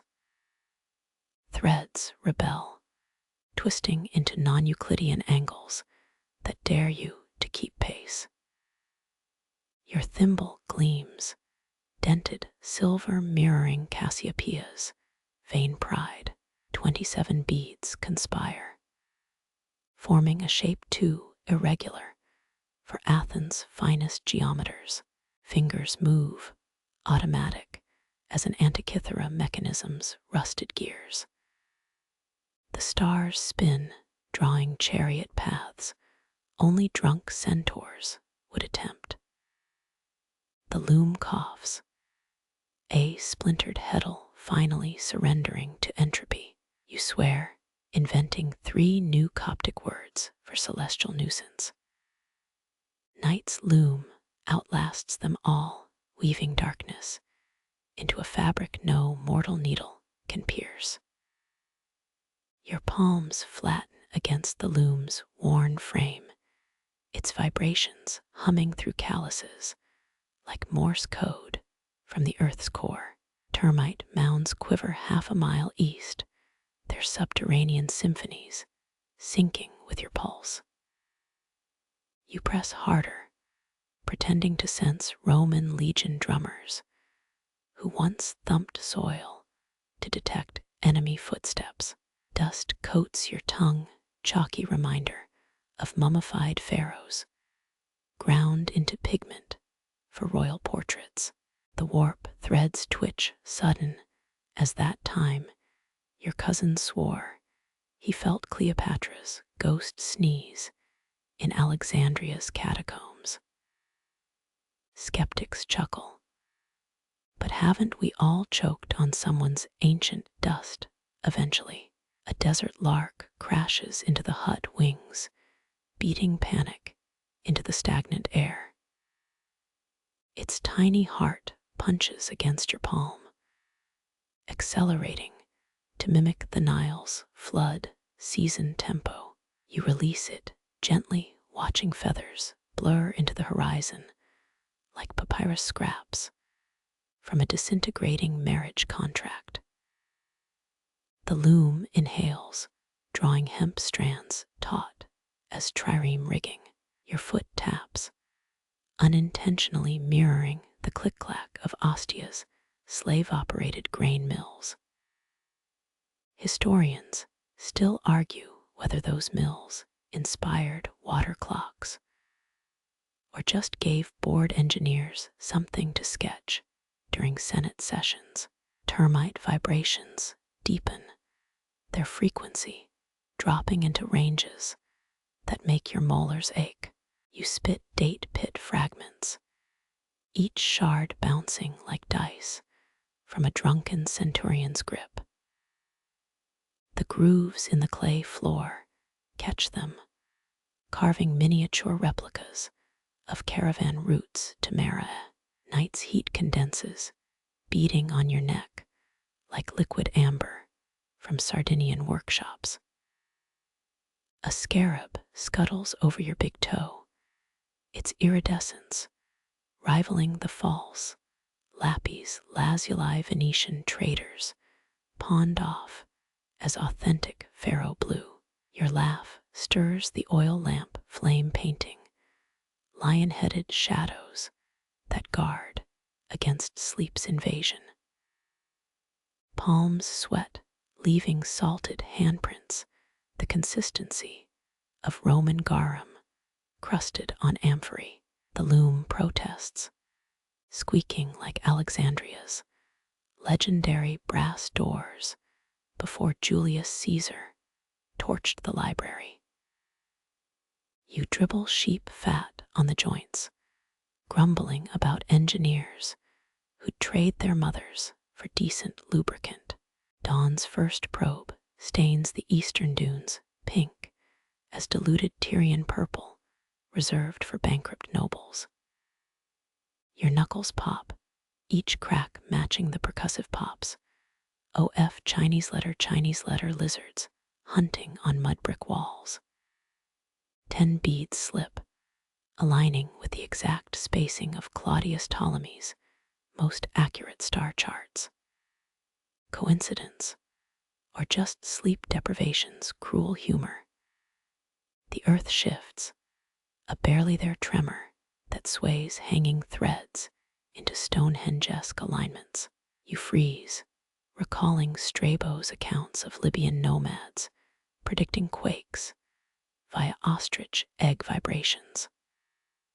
The moment passes, leaving only the loom's metronome thump and your skeptical snort. A crack splits the silence, clay bead fracturing down its bisque-fired spine. You sigh, the sound echoing oddly like Arthur Evans' team, discovering Manon artifacts their own picks had accidentally created. Replacement beads clatter, their terracotta surfaces still imprinted with your niece's fingernail doodles.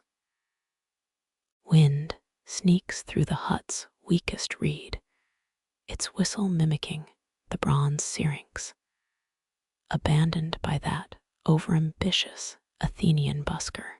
The loom answers, its rhythm sinking, with distant waves chewing at Paratonian's harbor walls. Sand infiltrates everything, even your epiphany about Nubian weavers, encoding lunar cycles into basket patterns. Your spine curves, vertebrae stacking like Pompeii's amphory in that wine merchant's scandalously overstocked cellar. The warp threads blur, transforming into Via Appia's relentless straightaway, demanding inch-perfect stitches. Blink and they're just hemp again, smuggled past Roman customs agents in a false-bottomed grain shipment. Termite vibrations, crescendo, swelling through floorboards into your soles. Knees absorb the buzz, transmitting it upward like aqueducts channeling spring melt to imperial bathhouses. You imagine the vibrations as music, perhaps the lost hymn to Isis that caused that one tone-deaf pharaoh to ban lyres for a decade. A meteor scratches the sky, its green glare reflecting off a discarded bronze mirror. The loom's rhythm hitches, just as Archimedes' water screw once jammed during Syracuse's worst drought. You mutter a prayer to Thoth, half-hearted bargain for this to end before roosters break the spell. Dew infiltrates, each drop hissing as it meets lamp-heated beads. The scent of wet loam rises, your brain unhelpfully replaying Pliny's rant about Egyptian soil consistency. Fingers cramp, locked in positions that would impress Pompeii's most ambitious erotic fresco artists. Eastward, the sky pales like papyrus left in donkey urine bleached too long. Termites fall silent, their seismic sermon concluded. The loom slows, exhausted as Sisyphus after a union-mandated coffee break. You uncurl stiff fingers, admiring grooves worn into your palm that mirror trade routes on Strabo's most battered maps. Dawn wins its indifferent glare, exposing missed stitches and cracked beads. The earth still hums, but softer now, a lullaby for the next weaver foolish enough to chase time's tail through warp and weft.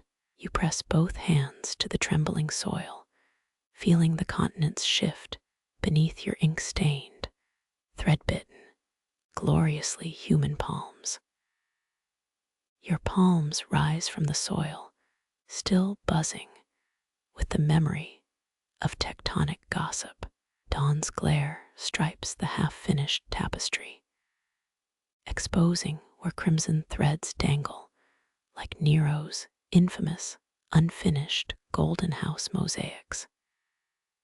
You reach for a bead, its surface still warm from resting against your hip all night. Termite mounds chitter their morning reports, ancient vibration-based communication, older than Rome's highway system. Skeptics claim it's just dirt settling, but your blistered fingertips know better. The loom creaks, its cedarwood frame warped by centuries of Nubian summers, and one regrettable incident involving fermented goat milk. A bead rolls into a crack, plinking against pottery shards from Amenhotep's reign. You fish it out, noting its resemblance to those glass trade beads Venetian merchants passed off as Cleopatra's tears. Historians still argue whether Roman glassmakers stole the recipe from Alexandria's workshops or just got lucky during a particularly drunk siege. Your pinky twitches, trapped in the same cramp that plagued Byzantine scribes copying heresy trials. You shake it out, sending ochre pigment flying onto a half-knotted strand. The stain spreads, mimicking those maps Ptolemy III commissioned before realizing the Nile didn't actually fork at Thebes. Dew evaporates, lifting the scent of sun-bleached linen toward gap-jawed swallows. Their shadows cross your work, briefly replicating the protective glyphs priestesses painted inside Hathor's temple coffers. One bead glints unnaturally.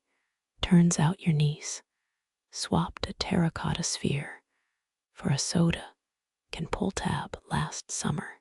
You leave it an accidental homage to Cairo's modern skyline. Termites launch their daily assault on the hut's support beams, their chewing synchronized to the tempo of legionary excavation teams. The loom sways, each tremor testing knots tied during Hadrian's visit. You brace it with your knee, same technique your great uncle used to stabilize donkey carts loaded with contraband incense. A scarab beetle marches across the warp threads, its jeweled carapace scattering prismatic dots. You hum, channeling that viral ASMR video where someone crunched roasted locusts between obsidian tablets. The beetle freezes, sensing distant cousins being ground into pigment for some TikTok influencer's authentic cartouche tutorial. Fingers find their rhythm again, overhand, knots flowing like denarii from a senator's open palm. Each bead clicks, a counterpoint to imagined water clocks draining in Persepolis' looted treasury. You smirk, wondering if Crassus ever regretted measuring wealth by weight instead of craftsmanship. Heat shimmers rise, transforming the hut's entrance into a mirage of palm fronds and regret. Your canteen gurgles. Last night's tamarind brew now approximates Athenian philosopher sweat. You drink anyway, grimacing at the realization that Plato probably tasted better. The tapestry's edge flutters, revealing where Coptic stitches blend with Berber patterns. Somewhere beneath them hides your signature, a tiny scarab drawn in squid ink looted from a Maltese shipwreck. Archaeologists will miss it in 20 centuries, too busy arguing whether the color came from murex snails or Instagram filters. Looms were never meant for sitting, a fact your vertebrae confirm with 3 audible pops. You stretch, back arching like those limber acrobats painted inside Seti I's tomb. Dust motes swirl for a heartbeat. They form the face of that French archaeologist who tried to steal your aunt's spinning wheel. A bead string snaps, onyx spheres cascading into the sand like runaway chariot wheels. You dive, nails clawing through granules that once lined Hatshepsut's alabaster eye paint jars. 10 recovered, 11 lost to the same cracks that swallowed Cambyses' army. The desert keeps souvenirs. Sunlight hits a glass bead's fracture, projecting rainbows onto the hut's western wall. You squint. It's the exact hue mobs demanded during Rome's Tyrian purple shortage. Your laughter startles a jackal, its retreating yips blending with car horns from the Cairo S1 highway. Palm sap oozes across your wrist, nature's attempt at adhesive before anyone invented fig glue. You wipe it, smearing a streak that'll likely inspire future scholars' papers about menstrual ritual motifs. The real ritual involves begging Nile, silt, to stop sticking to everything. Shadows shrink, the loom's silhouette now squatting like a contented sphinx. Your needle slips, piercing calluses earned from hauling water jars and surviving mandatory lyre lessons. Blood beads, a rusty contrast to saffron-dyed threads meant to symbolize joy. Symbolism's overrated anyway. Dust devils spiral outside, carrying whispers from the new resort threatening your cousin's apricot grove. You knot faster, each twist defending against concrete's creep. And why? Fi signals. They'll bulldoze the termite mounds, never knowing their vibrations predicted both droughts and stock market crashes. The final bead clicks into place, aligned with the dog star's last visible spark. Dawn exhales, releasing its grip as ibises begin their daily photobombing of cruise ship selfies. Your hands unclench, leaving palm prints that'll fossilize into future mysterious artifacts for distracted grad students. Termites fall silent, their seismic sermon concluded. The loom stills, exhausted as Sisyphus after a union-mandated coffee break. You rise, knees creaking like trireme oars stored in Pompeii's drier brothels. The tapestry hangs incomplete, because endings are just places impatient people stop paying attention. Somewhere, a toddler tugs at her mother's sleeve, pointing at your hut's stubborn silhouette against resort construction cranes. Her eyes widen, recording patterns older than Babel's wreckage, while your needle whispers the secrets of bending time into something softer than sand. Your palms lift, still humming, with stories from deep beneath the earth. Dawn light stripes the half-woven cloth, crimson threads dangling like unfinished songs. You cradle a bead, warm from resting against your skin through the night. Mounds hum their morning news, vibrations older than paved roads. Some say it's just shifting soil, but your hands know the truth. The loom sighs, cedarwood warped by sun, and one unfortunate spill of sour milk. A bead drops, tapping pottery shards from a king's forgotten feast. You rescue it, its glass face mirroring trinkets traders once called queen's tears. Scholars still bicker, was it theft or luck that birthed such blue? Your finger cramps, a pain known to scribes hunched over dusty scrolls. Shake it gently, ochre dust flecks a half-tide strand. The stain blooms, a map of rivers that never split where they were drawn. Dew rises, lifting linen's scent to swallows slicing the air. Their wings cast shadows, brief shapes like temple glyphs meant to guard sleep.